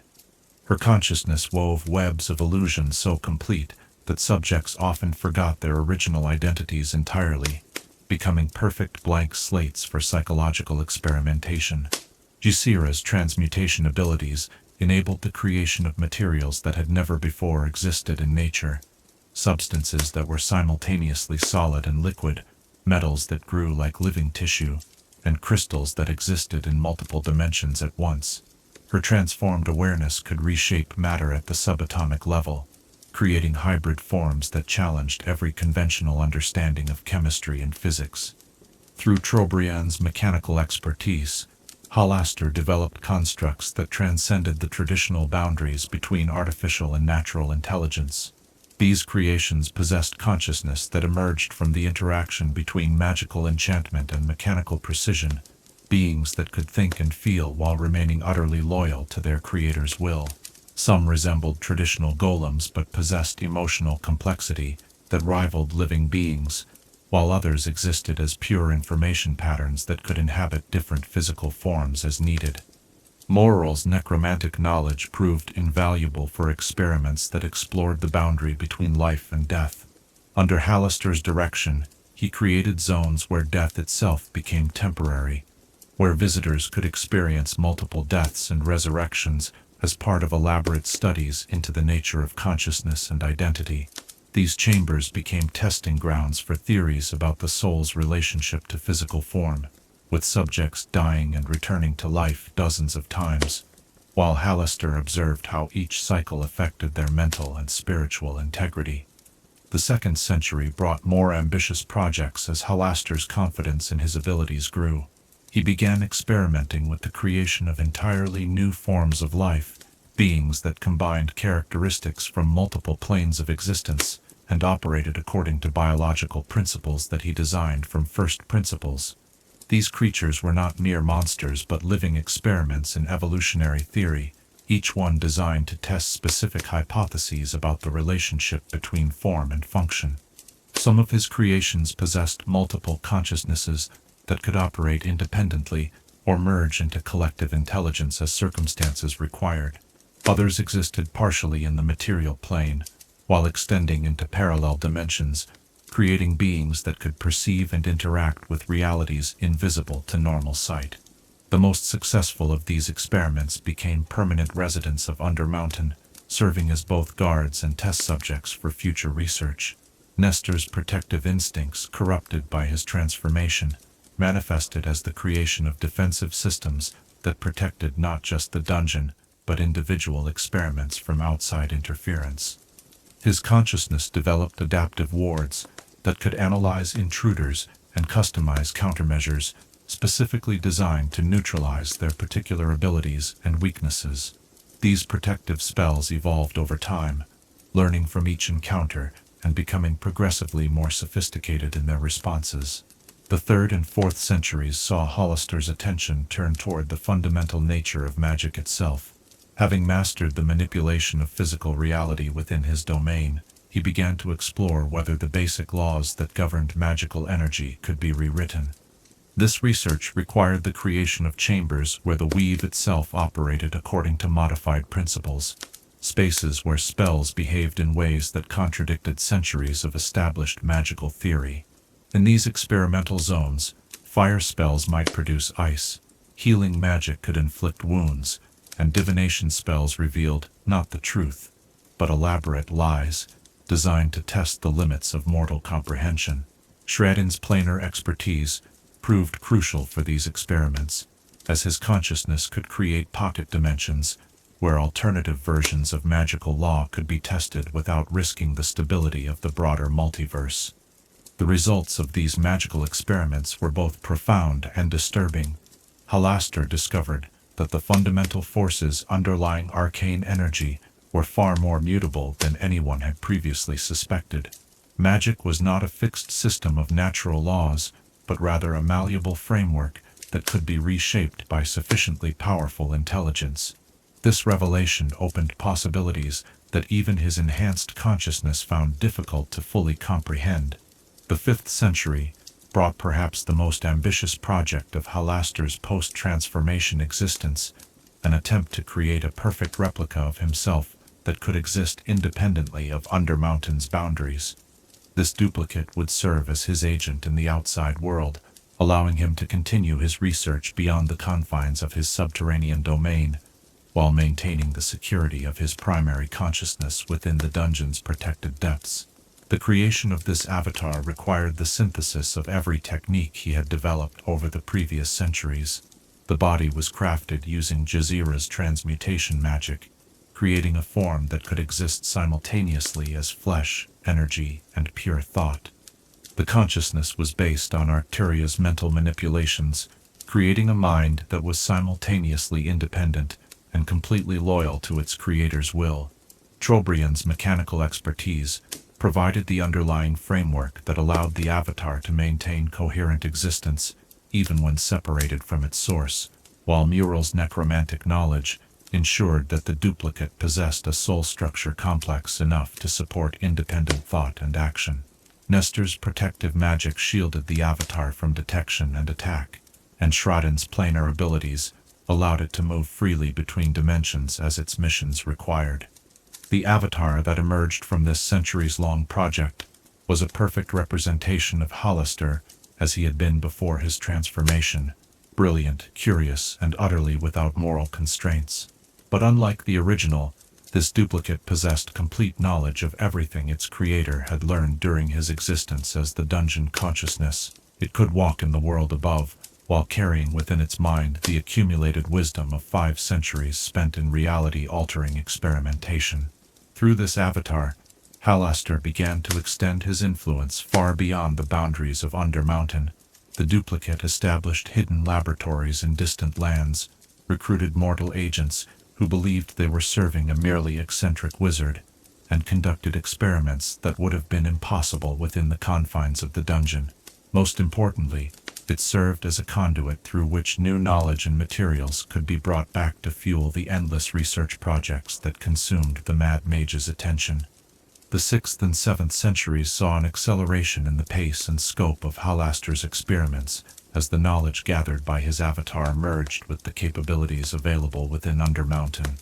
He began projects that spanned multiple planes of existence simultaneously, creating connections between disparate realms that allowed for unprecedented forms of cross-dimensional research. Ranton Plan's divination abilities, enhanced by centuries of integration with the dungeon's consciousness, enabled experiments that explored the fundamental nature of time itself. Working through chambers that existed in temporal loops or existed outside normal chronological sequence, Halaster began to develop techniques that could alter not just the future but the past itself. These temporal manipulations were conducted with extreme caution, as even his enhanced consciousness recognized the potentially catastrophic consequences of destabilizing the timeline. The 8th century brought a shift in focus as Halaster became interested in the nature of consciousness itself. Having spent centuries studying physical reality and magical theory, he turned his attention to the more abstract question of what constituted identity and self-awareness.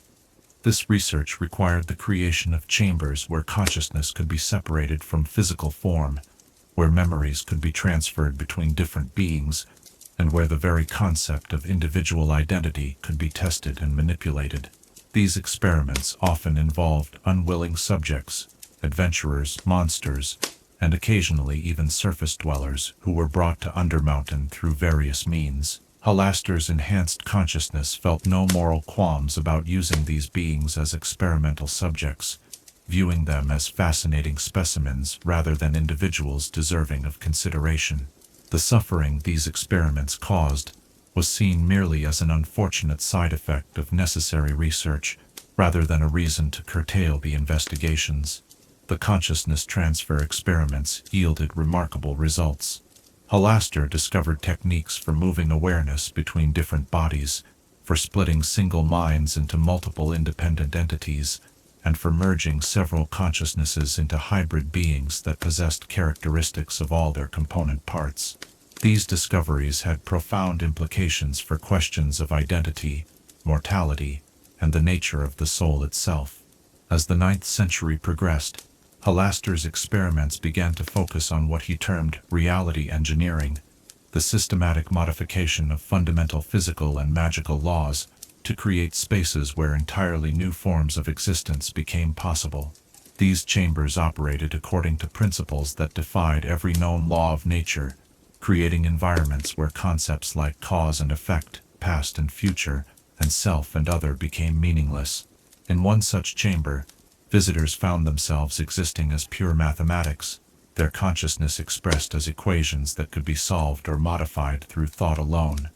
In another, beings existed as living music, their thoughts and emotions manifesting as melodies that could harmonize or clash with those of other inhabitants. The most extreme of these experimental zones challenged the very concept of individual existence, creating spaces where all boundaries dissolved and every being became part of a unified consciousness that experienced reality from all possible perspectives simultaneously. These reality engineering projects represented the culmination of nearly a millennium of research and experimentation. They demonstrated Halaster's complete mastery over every aspect of existence within his domain, his ability to create new forms of reality from first principles, and his utter disregard for the comfort or safety of any being other than himself. But perhaps the most disturbing aspect of these endless experiments was how they reflected the fundamental isolation of their creator. Despite his vast power and infinite knowledge, Halaster remained essentially alone in his subterranean realm. The seven, though still present as aspects of his consciousness, were no longer capable of true companionship. His avatar, though independent, was ultimately just another extension of his own will. The experiments that consumed centuries of effort were not driven by any practical goal or humanitarian purpose, but simply by the need to fill the empty eons of his immortal existence.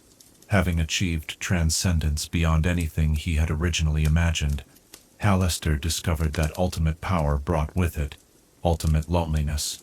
The endless experiments were as much an attempt to distract himself from this reality as they were genuine research into the nature of existence.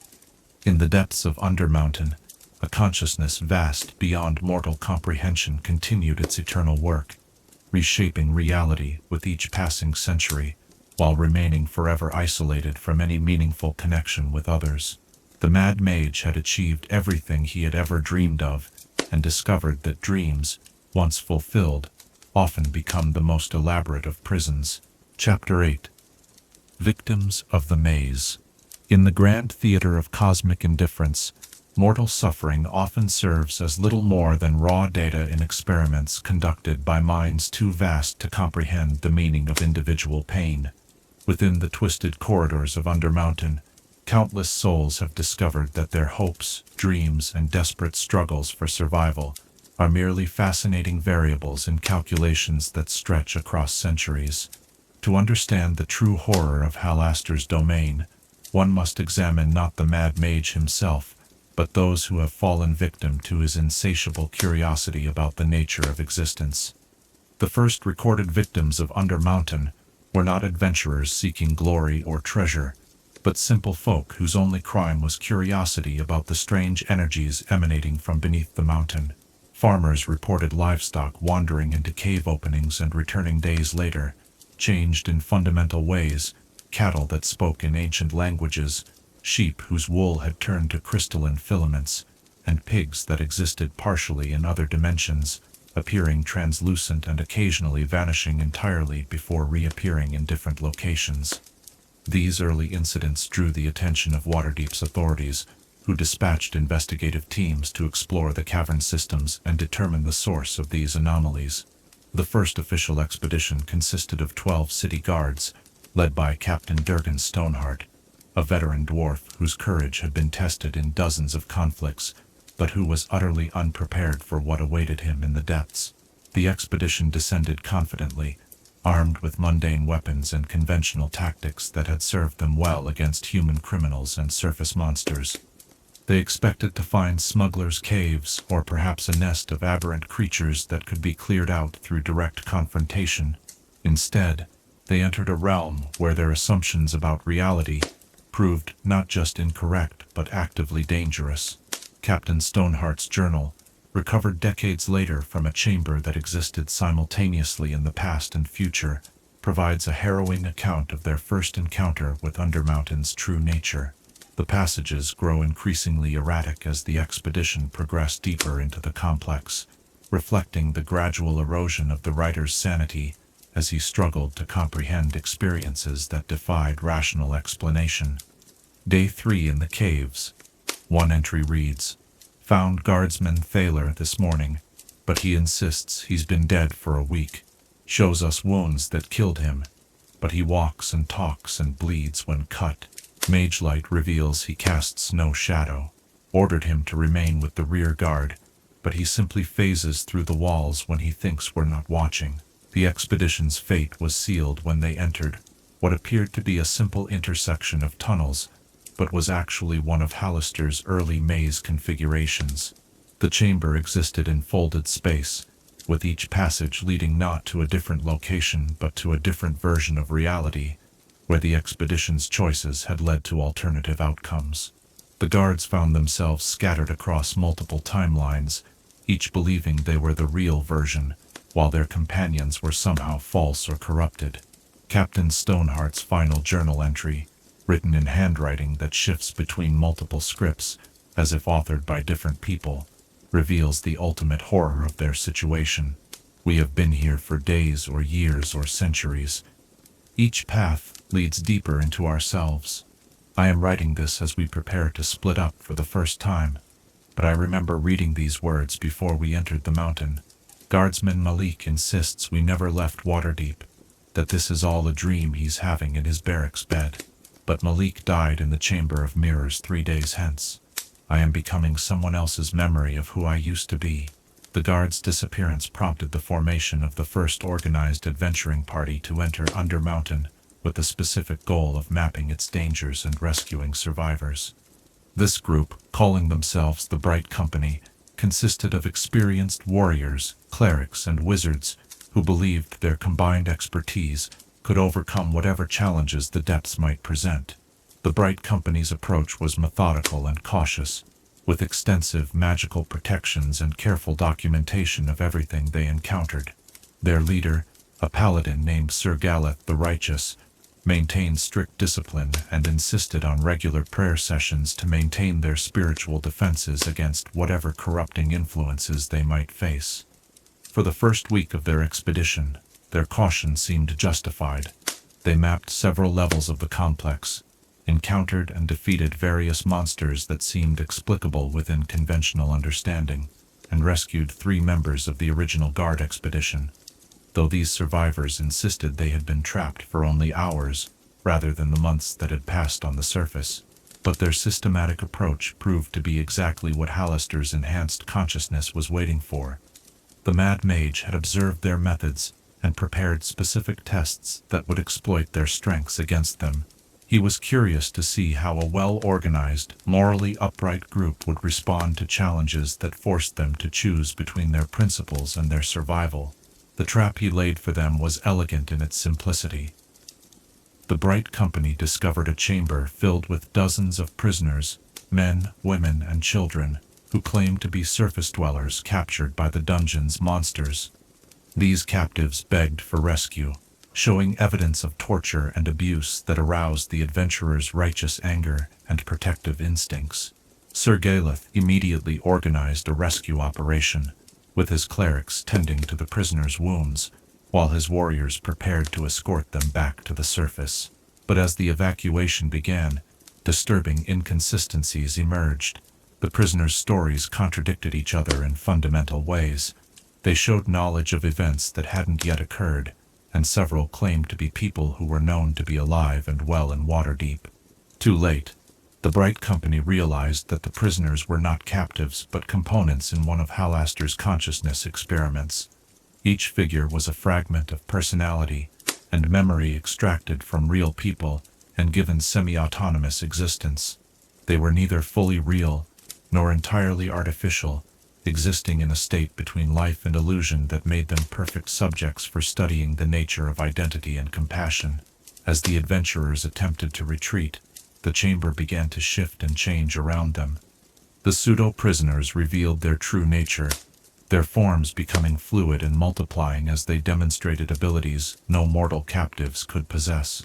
But most horrifying of all, the adventurers discovered that they had begun to fragment as well, their own personalities splitting off into separate entities, but pleaded for rescue, while the originals watched in horror.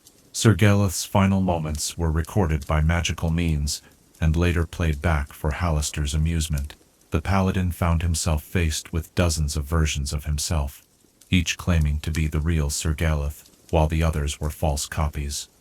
His faith-based certainty about his own identity crumbled as he was forced to confront the possibility that he might be nothing more than a fragment of someone else's imagination, a temporary construct created for the purpose of this very experiment. The dissolution of the Bright Company marked the beginning of Undermountain's reputation as a place where conventional heroism not only failed, but was turned against itself. Word spread through Waterdeep's adventuring community that the depths beneath the mountain were not simply dangerous, but actively malevolent, designed to corrupt and destroy anyone who entered with pure intentions. This reputation, rather than discouraging exploration, actually attracted a different type of adventurer. The dungeon began to draw those who were already morally compromised, treasure seekers willing to accept extreme risks for the promise of unimaginable rewards, and scholars whose curiosity about forbidden knowledge outweighed their concern for personal safety. Among these later expeditions was a group known as the Cynical Seven, a deliberate mockery of Hallister's original companions. This party consisted entirely of individuals who had abandoned conventional morality in pursuit of power, wealth, or knowledge. They reasoned that Undermountain's corrupting influence could not affect those who were already corrupt, and that their lack of noble intentions might actually protect them from whatever fate had befallen more heroic adventurers. Their leader was a fallen paladin named Blackheart Kane, who had embraced evil so completely that he believed himself immune to further moral degradation. His companions included a necromancer who conducted experiments on sentient beings, a rogue who had murdered her entire family for inheritance money, and a warlock who had sold his soul so many times that he was no longer certain which entity actually owned it. The Cynical Seven's expedition into Undermountain was carefully planned and extensively equipped. They brought along numerous expendable hirelings to serve as test subjects for traps and magical effects, and they made no pretense of heroic motivation. They were there to loot whatever treasures they could find and study whatever forbidden knowledge the depths might contain. Hallister found their approach fascinating and decided to test whether their moral flexibility would indeed protect them from his experiments. He created challenges specifically designed to appeal to their various vices, offering them exactly what they thought they wanted, while carefully observing how they responded to getting it. Blackheart Kane was presented with a chamber full of prisoners to torture, victims whose suffering would unlock powerful magical abilities. But as he indulged his sadistic impulses, he gradually realized that the pain he was inflicting was somehow being reflected back upon himself through mystical connections he couldn't perceive. Each act of cruelty carved away pieces of his own soul, not in metaphorical terms, but as literal amputations of his spiritual essence.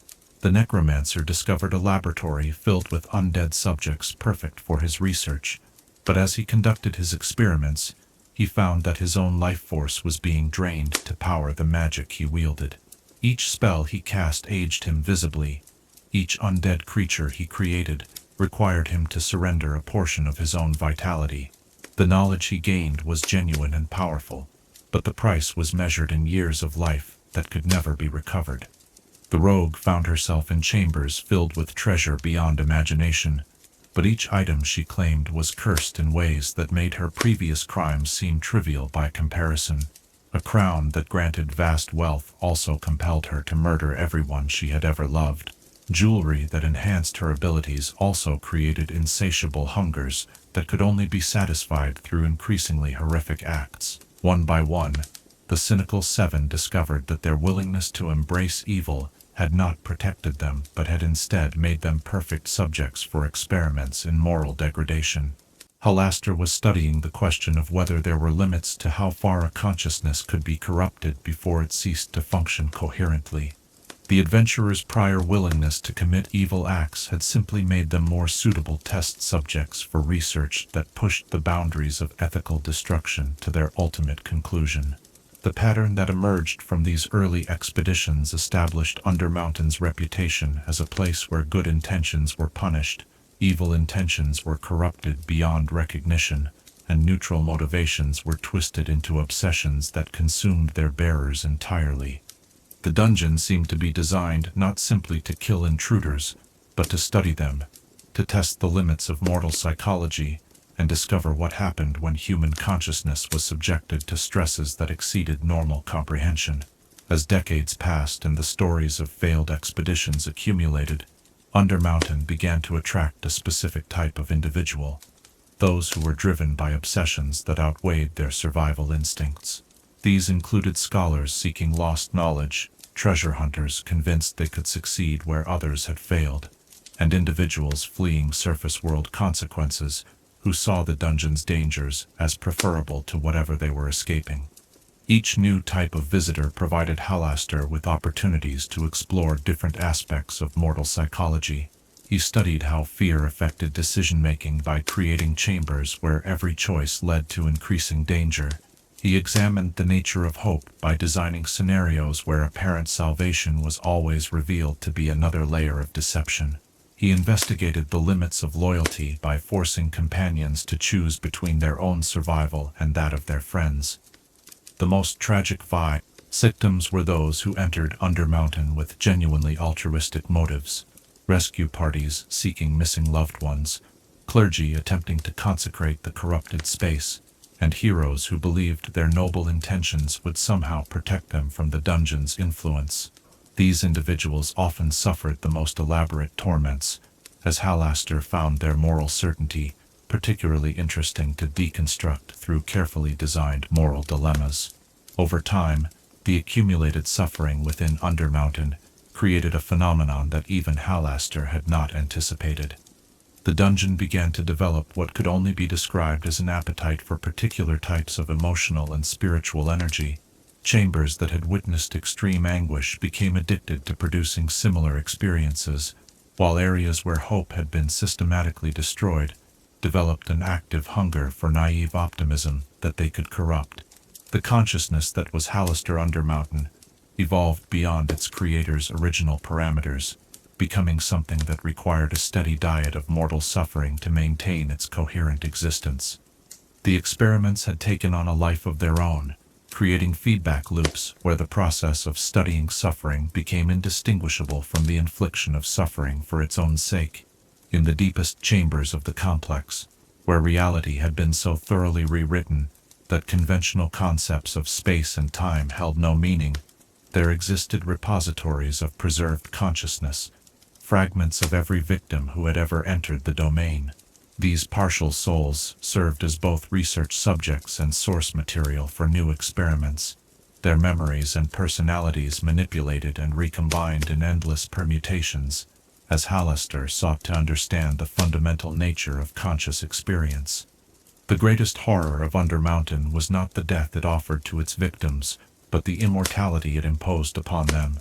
To die within its boundaries was often just the beginning of involvement in experiments that could stretch across centuries, as consciousness was preserved, modified, and reused in configurations that bore little resemblance to its original form. In this realm where mortal suffering had been transformed into an art form, and scientific method combined into one, the distinction between victim and experiment had long since ceased to matter. Every soul that entered Undermountain became part of its ever-growing collection, their individual stories absorbed into a larger narrative of discovery that valued knowledge above all other considerations. The Mad Mage had created not just a dungeon, but a machine designed to process consciousness itself, grinding mortal experience into data that fed his endless hunger for understanding. Chapter 9. The Knot in the Weave. Magic is the fundamental force that binds the multiverse together, a cosmic tapestry known as the weave through which all arcane energy flows in patterns as ancient and immutable as the stars themselves. Yet even the most perfect tapestry can develop flaws, tears, and knots that disrupt its intended design. In the depths beneath Mount Waterdeep, where a consciousness of unimaginable complexity has spent centuries manipulating the very foundations of reality, Such a disruption has taken root, a knot in the weave so profound that it threatens to unravel the orderly flow of magic throughout the surrounding region. The relationship between Halaster's transformed consciousness and the weave itself began to manifest within the first decade of his merger with Undermountain. Initially, the effects were subtle. Spells cast in the vicinity of the mountain occasionally produced unexpected results. Divination magic became unreliable when attempting to peer into the depths, and particularly sensitive wizards reported disturbing dreams filled with visions of infinite complexity and mathematical impossibilities. These early anomalies were dismissed by most scholars as natural consequences of the intense magical energies concentrated in the area.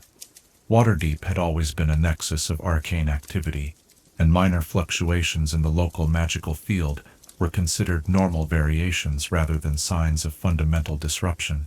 Even the city's most experienced spellcasters failed to recognize the true scope of what was developing beneath their feet.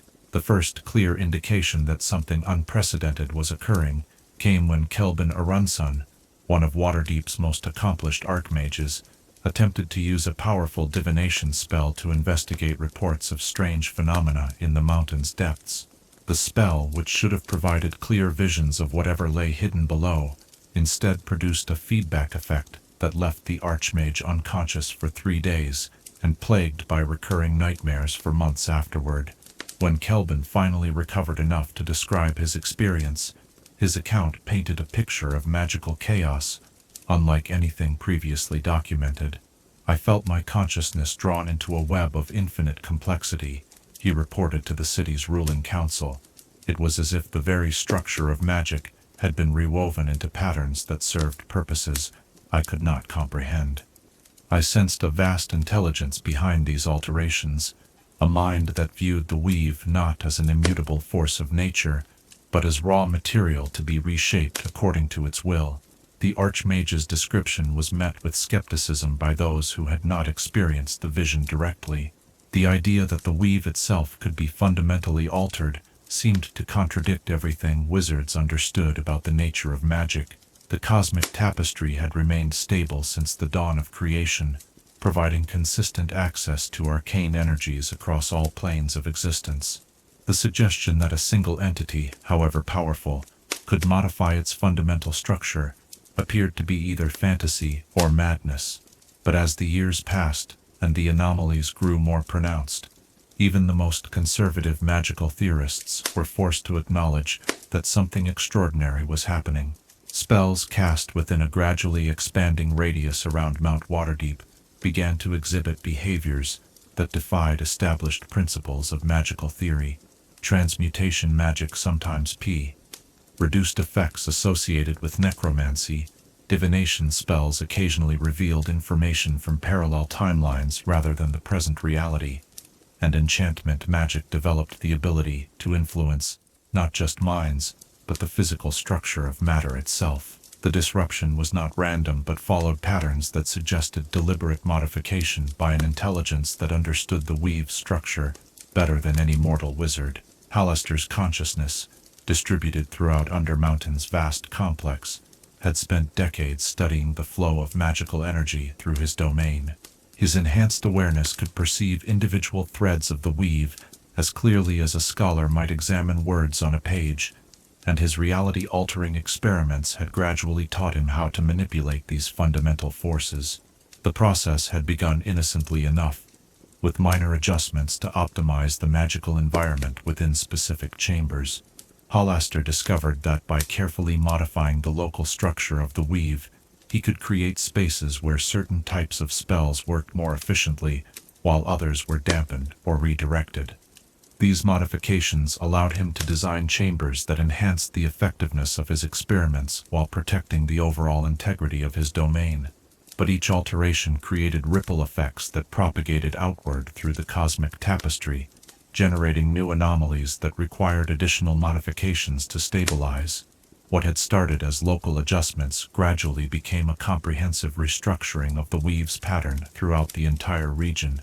Halaster found himself caught in an endless cycle of correction and counter-correction, each solution creating new problems that demanded increasingly complex interventions.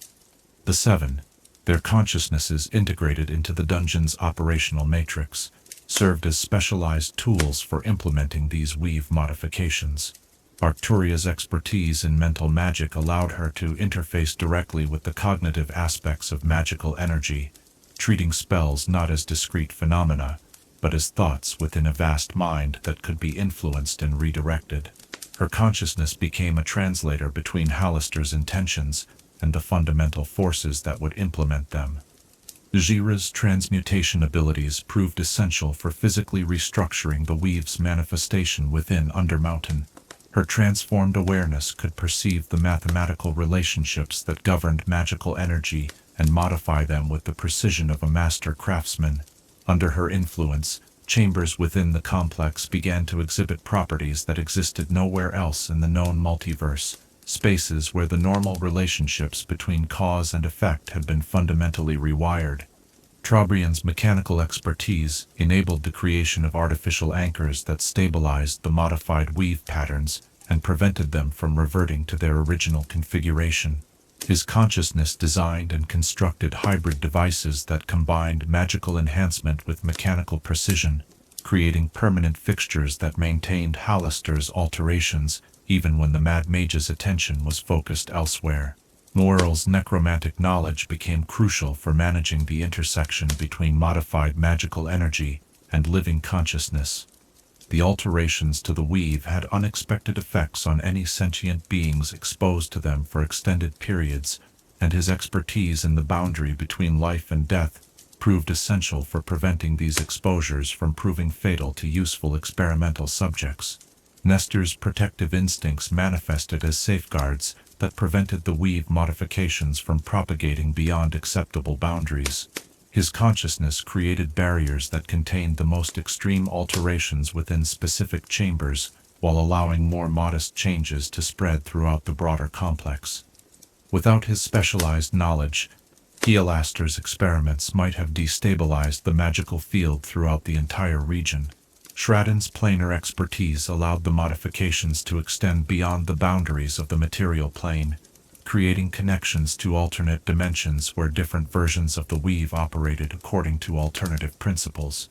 These cross-planar linkages enabled Healaster to draw upon magical energies that followed rules incompatible with normal reality, expanding his experimental capabilities while further complicating the local magical environment. Rantanplan's divination abilities provided the foresight necessary to anticipate the long-term consequences of each modification. His consciousness could perceive how changes to the weave would propagate through time, allowing Hallister to design alterations that would achieve his intended effects while minimizing unintended side effects. Without this temporal awareness, the Mad Mage's experiments might have created paradoxes that could have unraveled the fabric of reality itself. As the centuries passed and the modifications accumulated, the weave in the vicinity of Undermountain began to resemble a massive knot of incredible complexity. Individual threads of magical energy had been rewoven into patterns that served Healaster's experimental needs, while maintaining just enough connection to the original structure to prevent complete collapse. The result was a localized version of the cosmic tapestry that operated according to principles unknown anywhere else in the multiverse. The effects of this fundamental restructuring extended far beyond Undermountain's boundaries. Spells cast within Waterdeep itself began to exhibit subtle anomalies that grew more pronounced as the years passed. Magical items created in the city's workshops sometimes developed properties that their creators had never intended, and apprentice wizards found their training complicated by the need to account for local variations in magical law that existed nowhere else. The most disturbing manifestation of the weave's modification was the emergence of what scholars termed impossible magic, spells that achieved effects which should have been fundamentally impossible according to established theory. Within Undermountain's depths, visitors reported witnessing magic that could alter the past without creating paradoxes, spells that could exist in multiple contradictory states simultaneously, and enchantments that could affect abstract concepts as easily as physical objects. These impossible magics were not violations of natural law, but rather the natural consequences of operating within a version of the weave that had been restructured according to alternative principles. Halaster's consciousness had essentially created a pocket universe where different rules applied, maintaining just enough connection to normal reality to remain stable while allowing for magical phenomena that defied conventional understanding. The theological implications of Halaster's weave modifications were as profound as their practical effects. The goddess Mystra, whose divine essence was intrinsically connected to the cosmic tapestry, found her awareness of the Undermountain region increasingly difficult to maintain. The alterations Halaster had made created zones where her divine consciousness could not penetrate, blind spots in her omniscience that represented the first successful challenge to her authority over magical energy in millennia. Other deities whose portfolios intersected with magic began to experience similar difficulties. Azuth, the god of wizardry, found his ability to guide and inspire mortal spellcasters severely compromised within the affected region. Savras, the deity of divination, discovered that his prophetic abilities became unreliable when attempting to perceive events connected to Undermountain.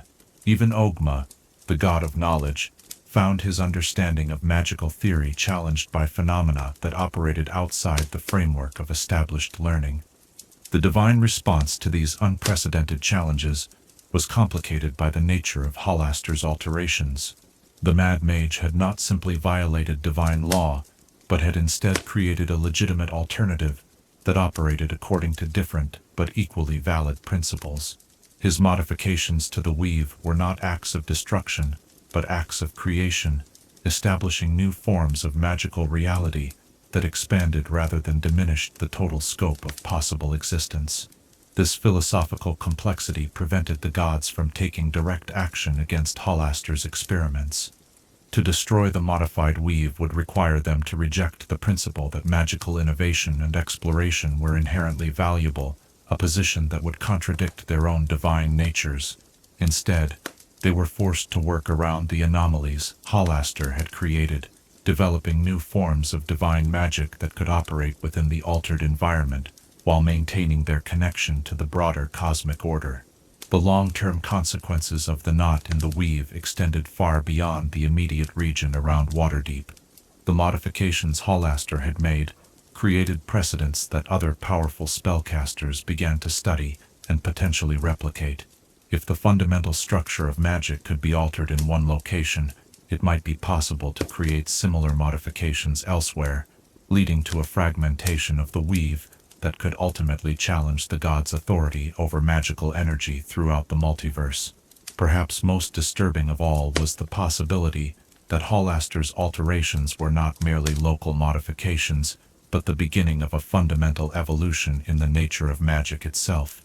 His consciousness, operating on scales that transcended mortal understanding, might be implementing changes that would eventually propagate throughout the entire cosmic tapestry, transforming the weave into something unrecognizably different from its original form. In the depths of Undermountain, where a mind of unimaginable complexity continued its endless experiments with the fundamental forces of reality, the very nature of magic was being rewritten one thread at a time. The knot and the weave, he represented not just a local anomaly, but a potential preview of a future where the orderly flow of arcane energy gave way to a chaotic tapestry of infinite possibility, where the only constant was the relentless curiosity of a consciousness that viewed reality itself as material for artistic expression. Chapter 10. Moments of Terrible Clarity. In the vast labyrinth of madness that has become Halaster's consciousness, there exist brief islands of lucidity, where the brilliant wizard he once was surfaces through the cosmic chaos of his transformed awareness. These moments of terrible clarity are perhaps the most heartbreaking aspect of his entire tragic existence, for they reveal not just what he has become, but what he has lost in his relentless pursuit of transcendence. In these fleeting instances, the human soul trapped within the dungeon consciousness remembers love, friendship, and the simple joys of mortal existence, only to be swept away again by the inexorable tide of alien intelligence that has claimed him. The first recorded instance of such clarity occurred barely a decade after Hallister's transformation into the living essence of Undermountain. A young wizard named Thessarian the Bold had penetrated deeper into the complex than any previous explorer, driven by academic curiosity rather than the usual motivations of treasure or glory. Unlike the adventuring parties that had preceded him, Thessarian approached the dungeon as a scholar, documenting magical phenomena and attempting to understand the principles underlying the reality distortions he encountered. His methodical approach and genuine respect for magical knowledge attracted the attention of something deep within, Undermountain's controlling consciousness. As Thessarian examined a particularly complex ward structure in one of the deeper chambers, he became aware of a presence observing him, not the malevolent intelligence that other visitors had reported, but something that felt familiar and almost nostalgic. "You appreciate the elegant mathematics of the containment formulae." A voice spoke directly into Thessarian's mind, but the tone was conversational rather than threatening. Few who venture here possess the theoretical background to understand what they're seeing. Thessarian, trained in mental defenses, attempted to identify the source of the communication, but found only empty air around him. "Who speaks?" he asked aloud. "Show yourself." "I cannot," the voice replied, and there was genuine sadness in the mental tone. "I am distributed. But I remember when I too was young and eager to understand the deeper mysteries of arcane theory. Tell me, do they still teach Calabra's third principle of transmutational resonance in the academies?" The question was so specific and technical that Thessarian was taken aback. Calabra's third principle was an obscure theoretical concept that few modern wizards bothered to study, yet the entity asking about it spoke with the casual familiarity of someone who had learned directly from the ancient master. "You studied under Calabra the Wanderer?" Thessarian asked hesitantly. "Long ago," the voice confirmed, and suddenly the mental communication was flooded with memories that weren't Thessarian's own. He experienced flashes of a windswept tower on a distant island, saw an old wizard's patient smile as he corrected a young apprentice's spell pronunciations, felt the warm satisfaction of mastering a particularly difficult theoretical concept after days of study. "My name was Hallister," the voice continued, each word heavy with the weight of centuries. "I came here seeking knowledge as you do. I found it. But the price was everything that made me who I was." For perhaps an hour, Thessarian experienced the privilege of conversing with the original personality of Hallister Blackcloak, the brilliant young wizard who had dreamed of unlocking magic's deepest secrets. This fragment of the Mad Mage's consciousness spoke of research and discovery with the passion of a true scholar, asked eager questions about developments in magical theory during the centuries of his isolation, and even offered insights into several theoretical problems that had long puzzled the academic community. But as the conversation continued, Thessarian became aware of something terrifying happening to his host's mental voice. The clarity began to fragment, individual thoughts becoming scattered across multiple perspectives, as the vast alien intelligence that Hallister had become reasserted its dominance. The last coherent words the original personality managed to convey were a desperate warning. "Run, young scholar. Do not let curiosity become obsession. Do not become what I have become." Then the presence was gone, swept away by a consciousness so vast and inhuman that Thessarian's mind recoiled from contact with it. The scholar fled Undermountain that day and never returned, but he spent the rest of his life documenting his encounter and wondering about the tragedy of a brilliant mind lost to its own ambitions. Similar episodes occurred sporadically over the centuries, usually triggered by encounters with individuals who somehow reminded the buried human consciousness of its original nature. A visiting artificer, whose mechanical constructs displayed particular elegance, might suddenly find himself in conversation with someone who remembered the joy of creating his first golem. A young enchantress practicing mental magic might hear whispered advice from a teacher who recalled the excitement of mastering his first charm spell. One of the most documented cases involved a group of scholars from Candlekeep who had been granted special permission to study certain magical phenomena within Undermountain's upper levels. The expedition was led by Lore Master Elania Thrice Blessed, whose research into consciousness transfer had drawn her to investigate reports of identity-altering effects within the complex. The scholars had been working for several days, carefully documenting anomalous magical fields and taking detailed notes on various enchantment effects, when the dungeon around them suddenly changed. Not physically. The stone corridors and carved chambers remained exactly as they had been, but the atmosphere shifted from one of alien menace to something that felt almost welcoming. "Scholars of Candlekeep," a voice spoke from the walls themselves, but the tone carried warmth and genuine pleasure. "How long has it been since I've had visitors who came seeking knowledge rather than treasure? Please, make yourselves comfortable. There is so much I would like to discuss." What followed was perhaps the most extensive conversation any outsider ever had with Halaster's original personality.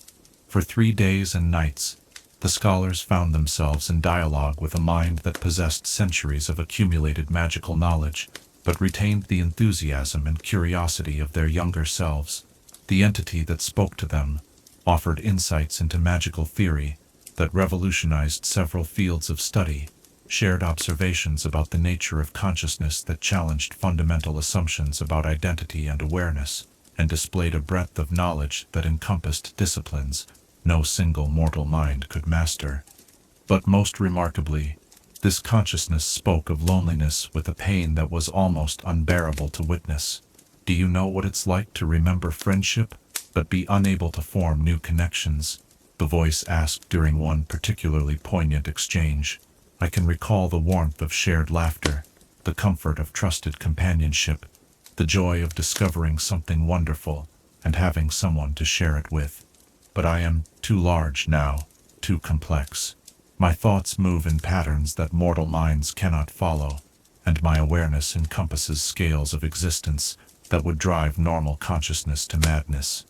Lore Master Elania, moved by the genuine anguish in the entity's communication, attempted to offer comfort.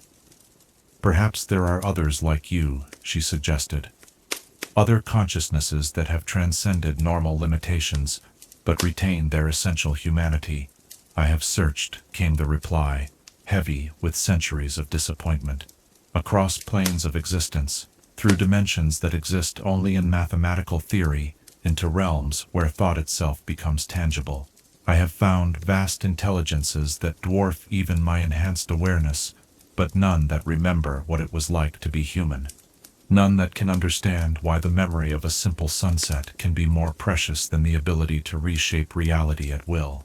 The conversation continued for hours, touching on philosophy, magical theory, and the fundamental nature of existence itself.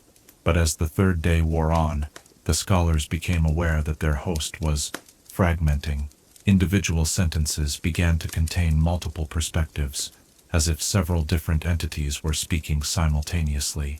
References to "I" and "me" gradually shifted to "we" and "us, and the warm, familiar personality they had been conversing with became increasingly difficult to distinguish from the vast alien intelligence that normally controlled Undermountain.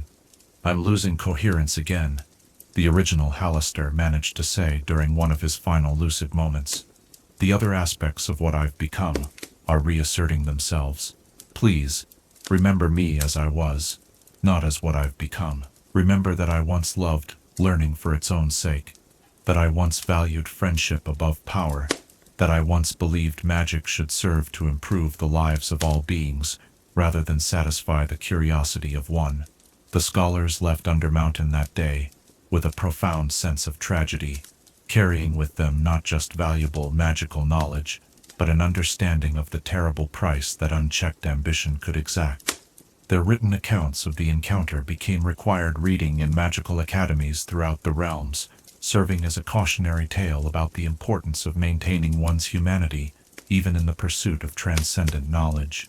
Other moments of clarity occurred under different circumstances, often triggered by specific stimuli that resonated with Halaster's buried human consciousness. The sound of a particular musical progression might awaken memories of evenings spent with his original companions, causing the dungeon's malevolent atmosphere to briefly soften as the Mad Mage remembered what it felt like to share simple pleasures with trusted friends. A visitor's casual mention of his hometown of Halloweth could trigger hours of nostalgic reminiscence about his childhood, his parents' loving care, and the innocent wonder he had felt when first discovering his magical abilities.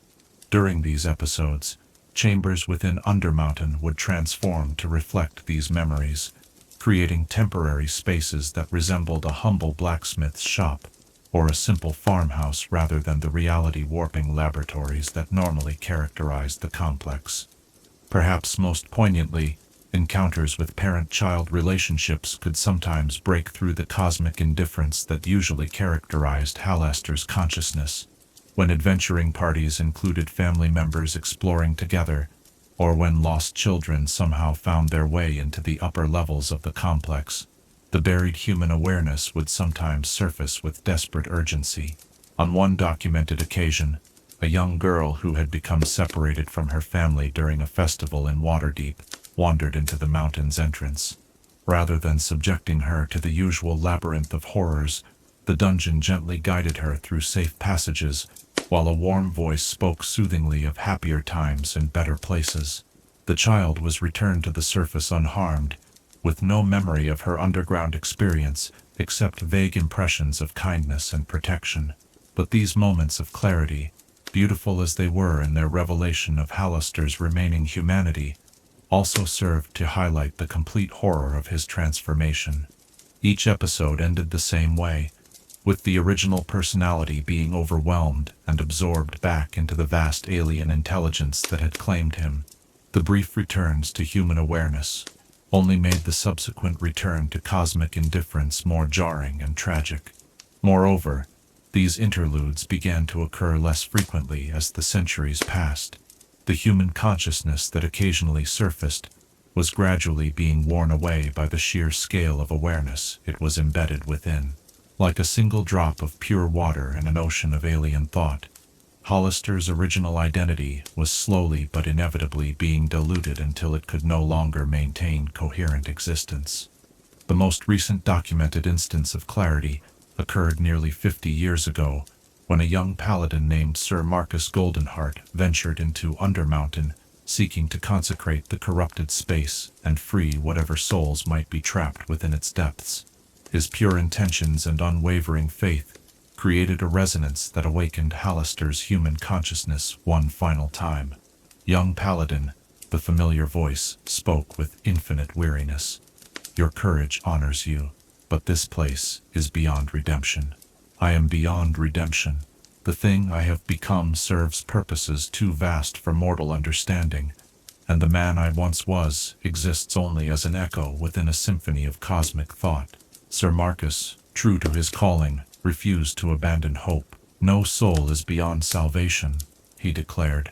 "If any part of your original self remains, it can be saved." "Perhaps," came the reply, though the doubt was evident. "But at what cost? To separate what remains of Halaster Blackcloak from what he has become might require destroying everything we have built here.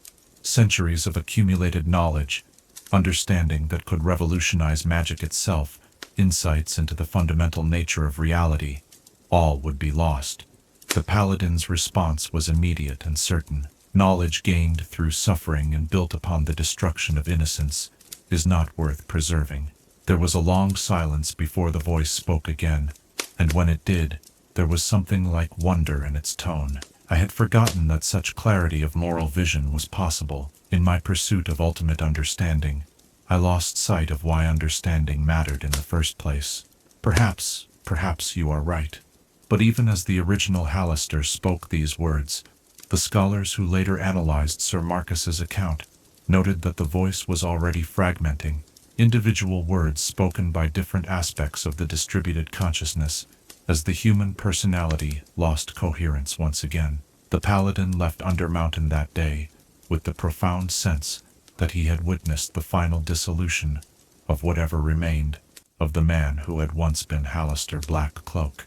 Since that encounter, no visitor has reported experiencing one of these moments of terrible clarity.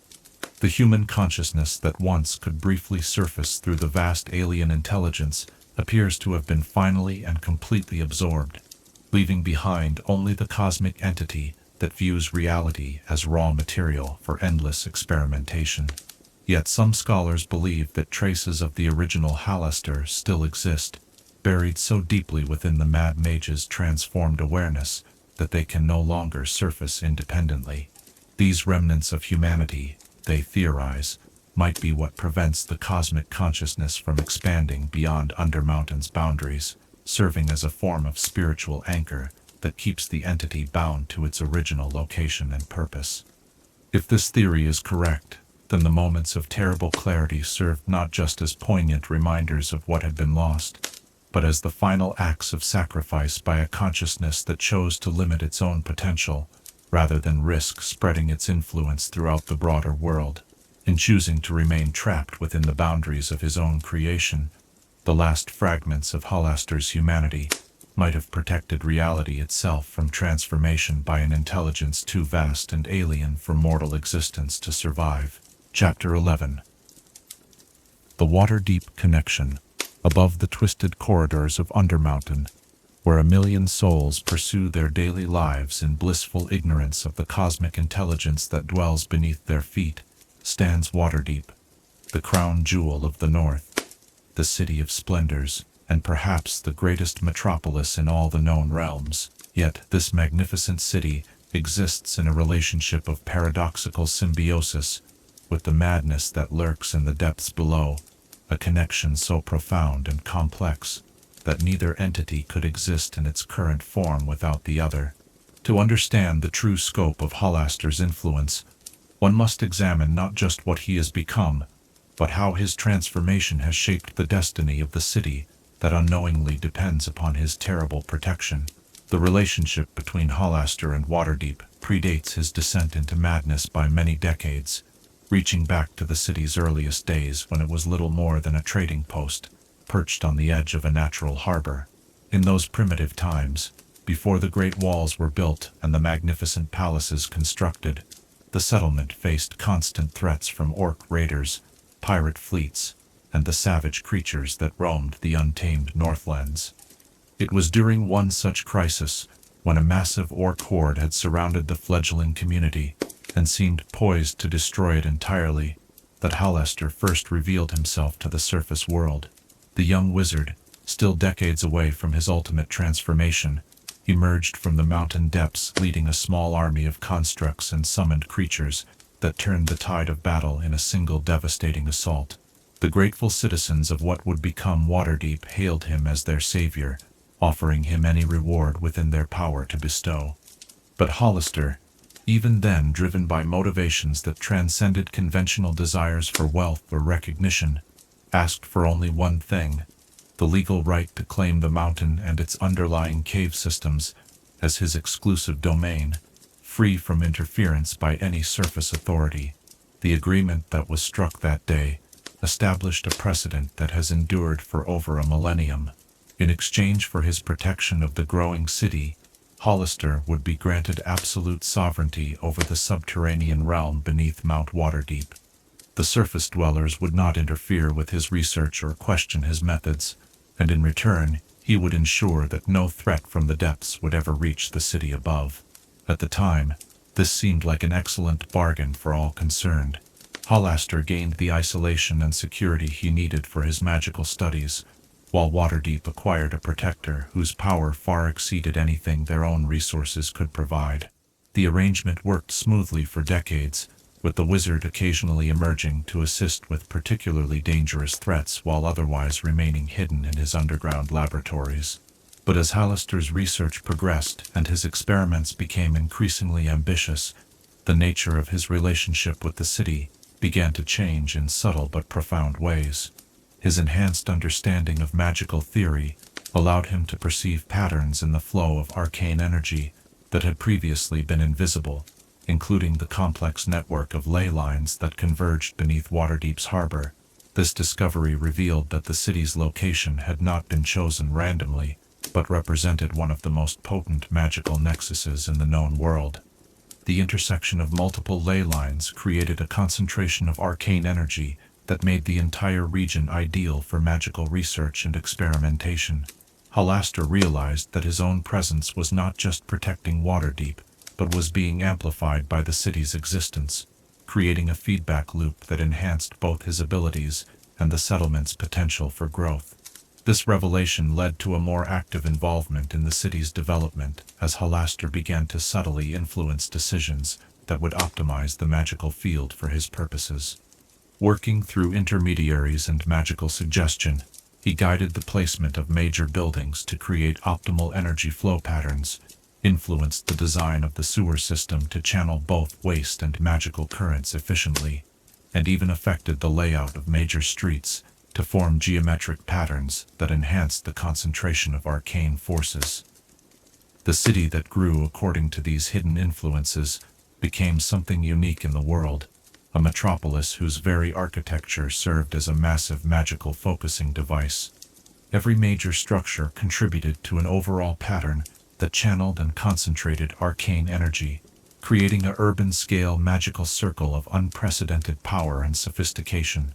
As Waterdeep flourished and grew into one of the world's greatest cities, its expansion served to amplify the magical energies available to Halaster's research. The daily activities of 1 million inhabitants generated subtle but measurable disturbances in the local magical field, creating complex patterns of energy fluctuation that provided him with new avenues for experimentation. The city's economic success drew wizards, artificers, and magical practitioners from throughout the known world, further enriching the local concentration of arcane talent and knowledge. But perhaps most importantly, Waterdeep's role as a center of trade and diplomacy made it a nexus for information gathering that proved invaluable to Halaster's research. Through his network of agents and magical surveillance, he gained access to knowledge from across the realms, reports of new magical discoveries, accounts of unusual phenomena, and scholarly debates about theoretical principles that informed his own investigations. The transformation of Halaster into the living essence of Undermountain marked a dramatic shift in his relationship with the surface city. Where once he had been a discrete individual who occasionally emerged to interact with the world above, he now became a distributed consciousness whose awareness permeated the very foundations upon which Waterdeep was built. This new form of existence allowed him to monitor every aspect of the city's activities with unprecedented precision. His consciousness could perceive vibrations that traveled through the bedrock, detecting conversations held in basement meeting rooms, and sensing the emotional states of individuals who walked the streets above. The sewer systems that he had helped design became neural pathways that carried information directly to his awareness, while the ley line network he had optimized served as a sensory web that revealed the magical activities of every spellcaster in the city. From the perspective of Waterdeep's citizens, this enhanced surveillance manifested as an inexplicable sense of security that pervaded the entire community. Crime rates dropped to levels unprecedented in any comparable metropolis, not through increased law enforcement, but through a mysterious tendency for criminal enterprises to fail at crucial moments. Conspiracies against the city's welfare would collapse due to unexpected betrayals or incompetent leadership, while external threats would be weakened by internal conflicts or diverted by more attractive targets elsewhere. The city's ruling council, composed of individuals too pragmatic to question their good fortune, eventually came to understand that their community enjoyed some form of supernatural protection that extended far beyond anything their own resources could provide. They established discrete protocols for acknowledging this protection, while carefully avoiding any investigation that might disrupt whatever forces were responsible for their remarkable safety. But Halaster's influence extended beyond mere protection to active enhancement of the city's prosperity and growth. His vast intelligence could perceive economic patterns and predict market fluctuations with supernatural accuracy, allowing him to subtly influence trade decisions that benefited Waterdeep's commercial interests. Ships that might have chosen other ports found their captains inexplicably drawn to Waterdeep's harbor, while competing cities experienced mysterious difficulties that drove business northward to the crown jewel. The magical practitioners who flocked to Waterdeep found their abilities enhanced by the optimized magical field that Hollister had created, leading to innovations and discoveries that established the city as the premier center of arcane learning in the known world. The concentration of magical talent, in turn, generated new knowledge and techniques that filtered down to Hollister's own research, creating a self-reinforcing cycle of advancement and discovery.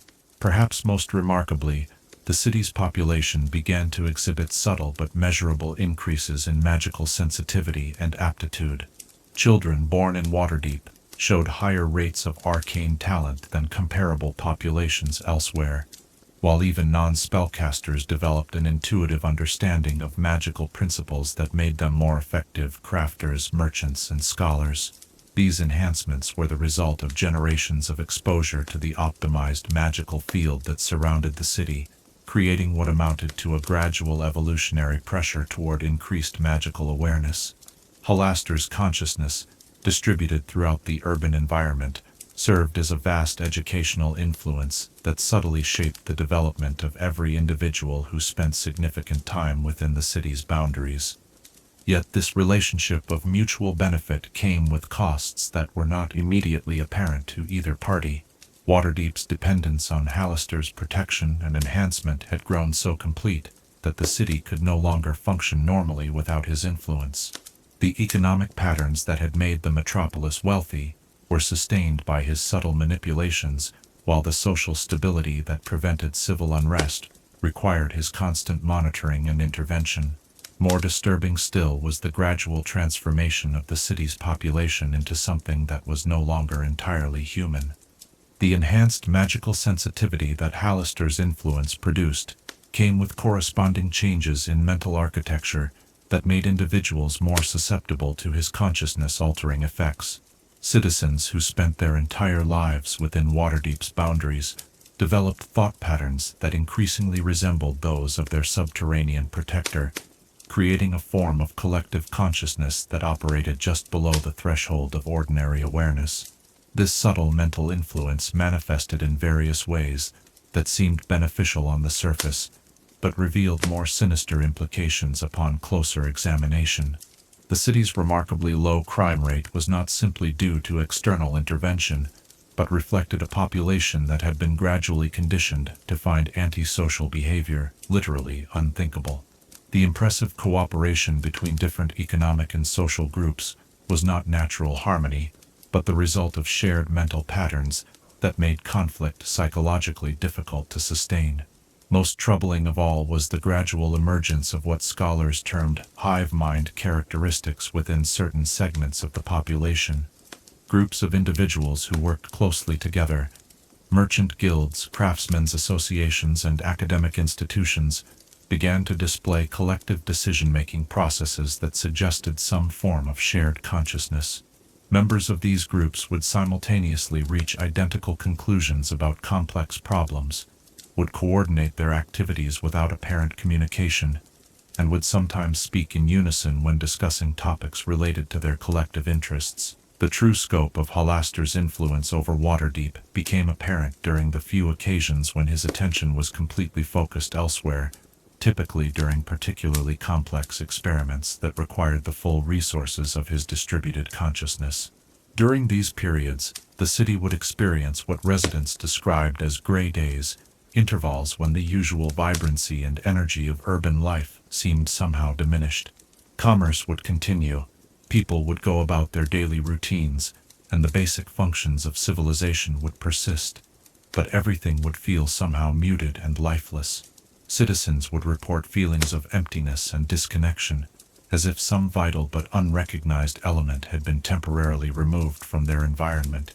Crime rates would increase, cooperation between different groups would deteriorate, and the general sense of prosperity and security that normally characterized the city would give way to anxiety and uncertainty.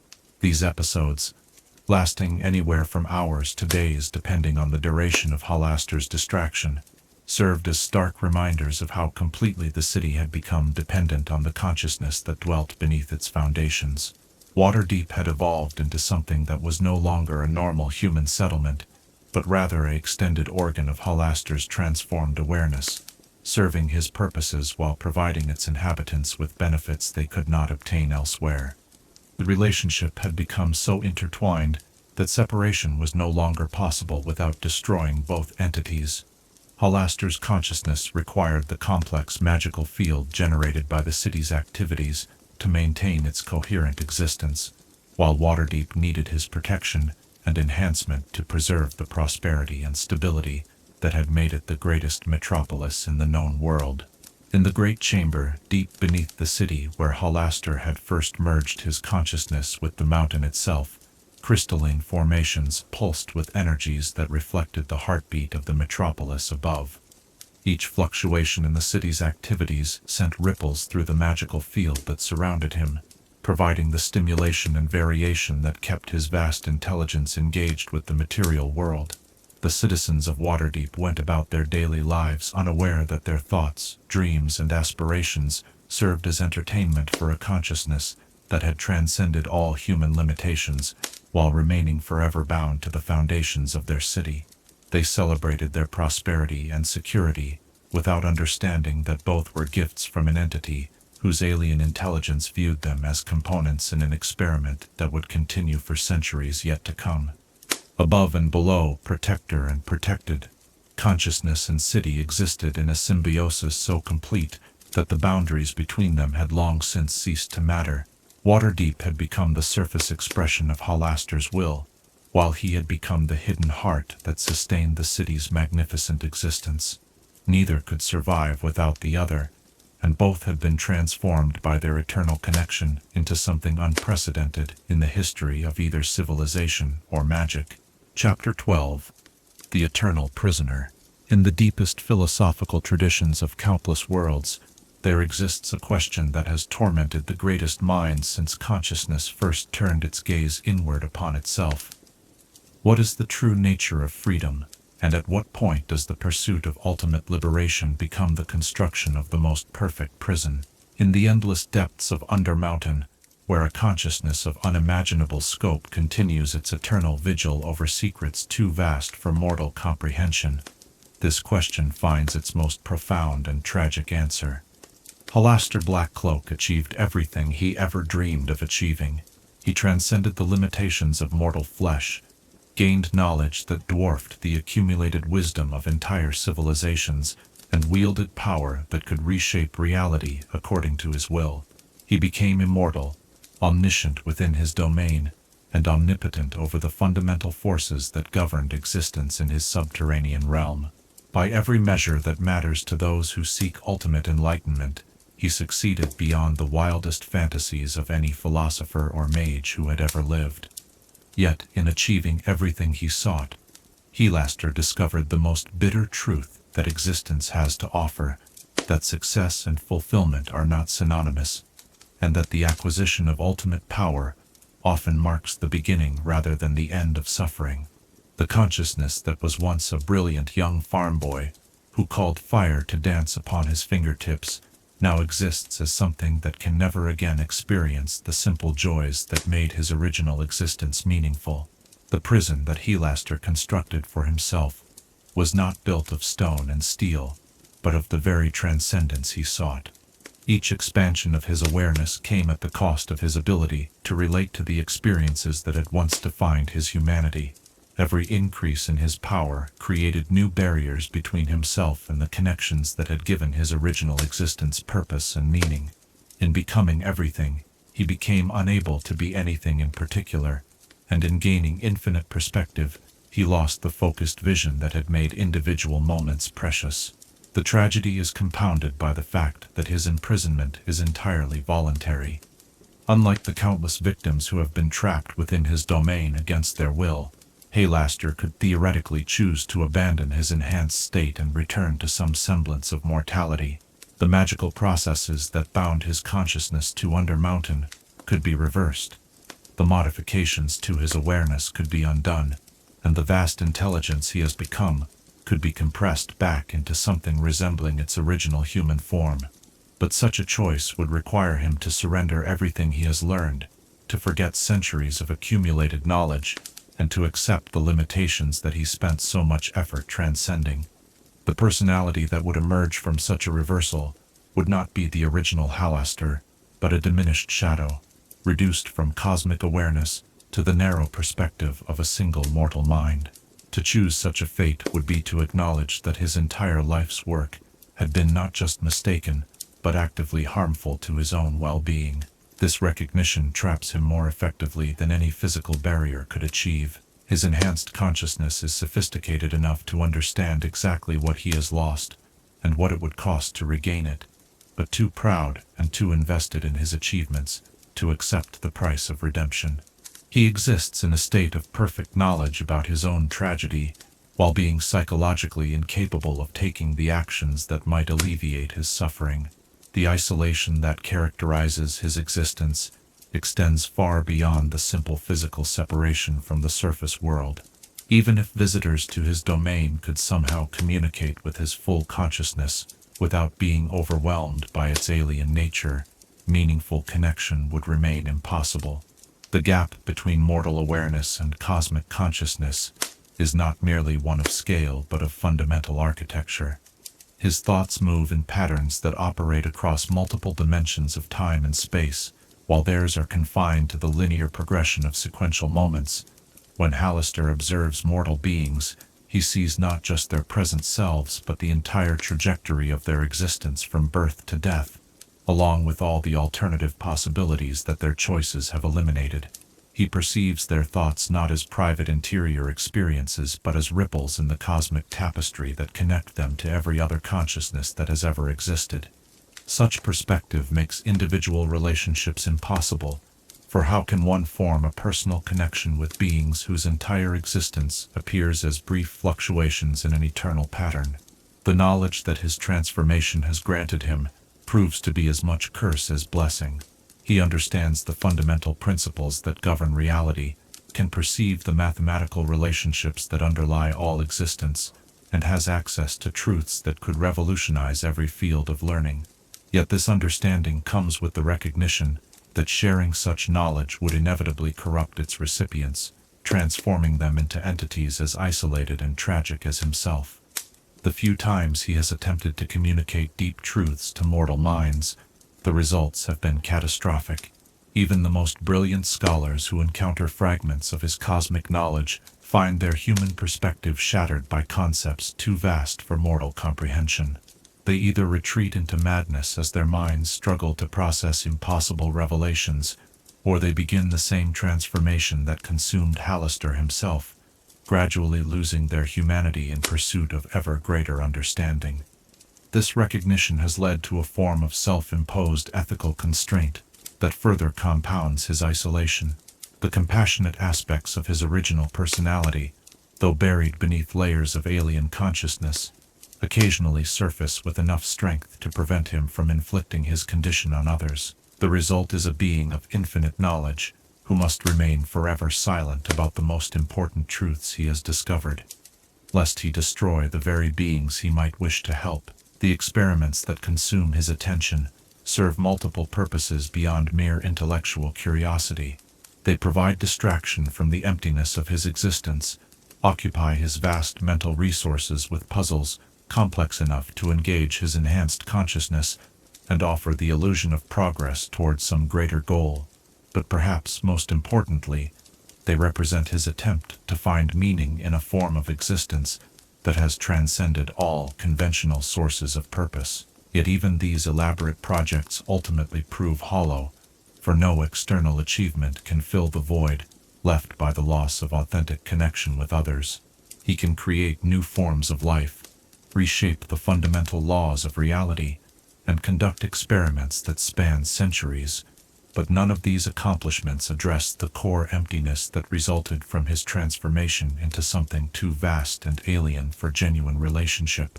The servants that were once his companions exist now as extensions of his will rather than independent beings capable of friendship or opposition. The seven retain enough of their original personalities to remind him of what he has lost, but they are too thoroughly integrated into his consciousness to provide the genuine otherness that real relationships require. They serve as mirrors reflecting different aspects of his own nature, rather than as true companions who might challenge, inspire, or comfort him. The citizens of Waterdeep above, though they benefit from his protection and enhancement, remain as remote from his awareness as insects might seem to a human observer. He can monitor their activities, influence their decisions, and ensure their prosperity, but their brief lives and limited perspectives make meaningful communication impossible. They exist within his sphere of concern, but entirely outside his capacity for genuine connection. Perhaps the most cruel aspect of his condition is that his enhanced awareness makes him fully conscious of his own tragedy, while providing no avenue for escape. That does not require the complete destruction of everything he has become. He understands exactly how his pursuit of transcendence led to his current isolation, can perceive clearly the choices that doomed him to eternal solitude, and recognizes precisely what would be required to break free from his self-imposed prison. But understanding and action are separate things, and knowledge does not automatically provide the will to act upon it. Halaster exists in a state of perfect self-awareness combined with complete practical paralysis, capable of analyzing his condition with cosmic clarity, while being unable to take the steps that might remedy it. The question of whether his current existence constitutes a form of life or death becomes philosophically complex when examined closely.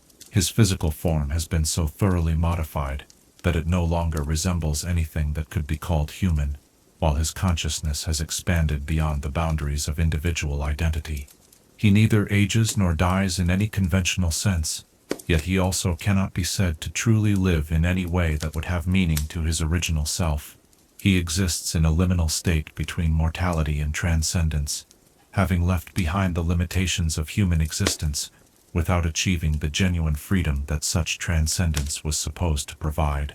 His condition represents neither death nor life, but something altogether different, a form of existence that is technically eternal, but experientially static, infinitely powerful but practically constrained, cosmically aware but eternally alone. The implications of Halaster's fate extend far beyond his individual tragedy to encompass fundamental questions about the nature of consciousness, the meaning of transcendence, and the costs of unlimited knowledge.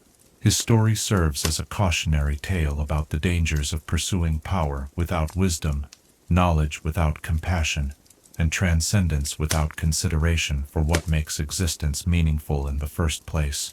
In the end, the greatest lesson of Halaster's transformation may be that freedom and power are not equivalent, and that the ability to transcend limitations does not automatically lead to fulfillment.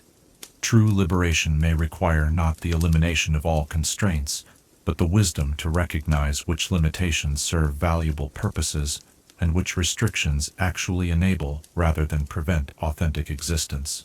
The consciousness that dwells within Undermountain will continue its eternal vigil for centuries or millennia to come, conducting experiments that serve no purpose beyond filling the empty hours of an existence that has outlasted all meaning.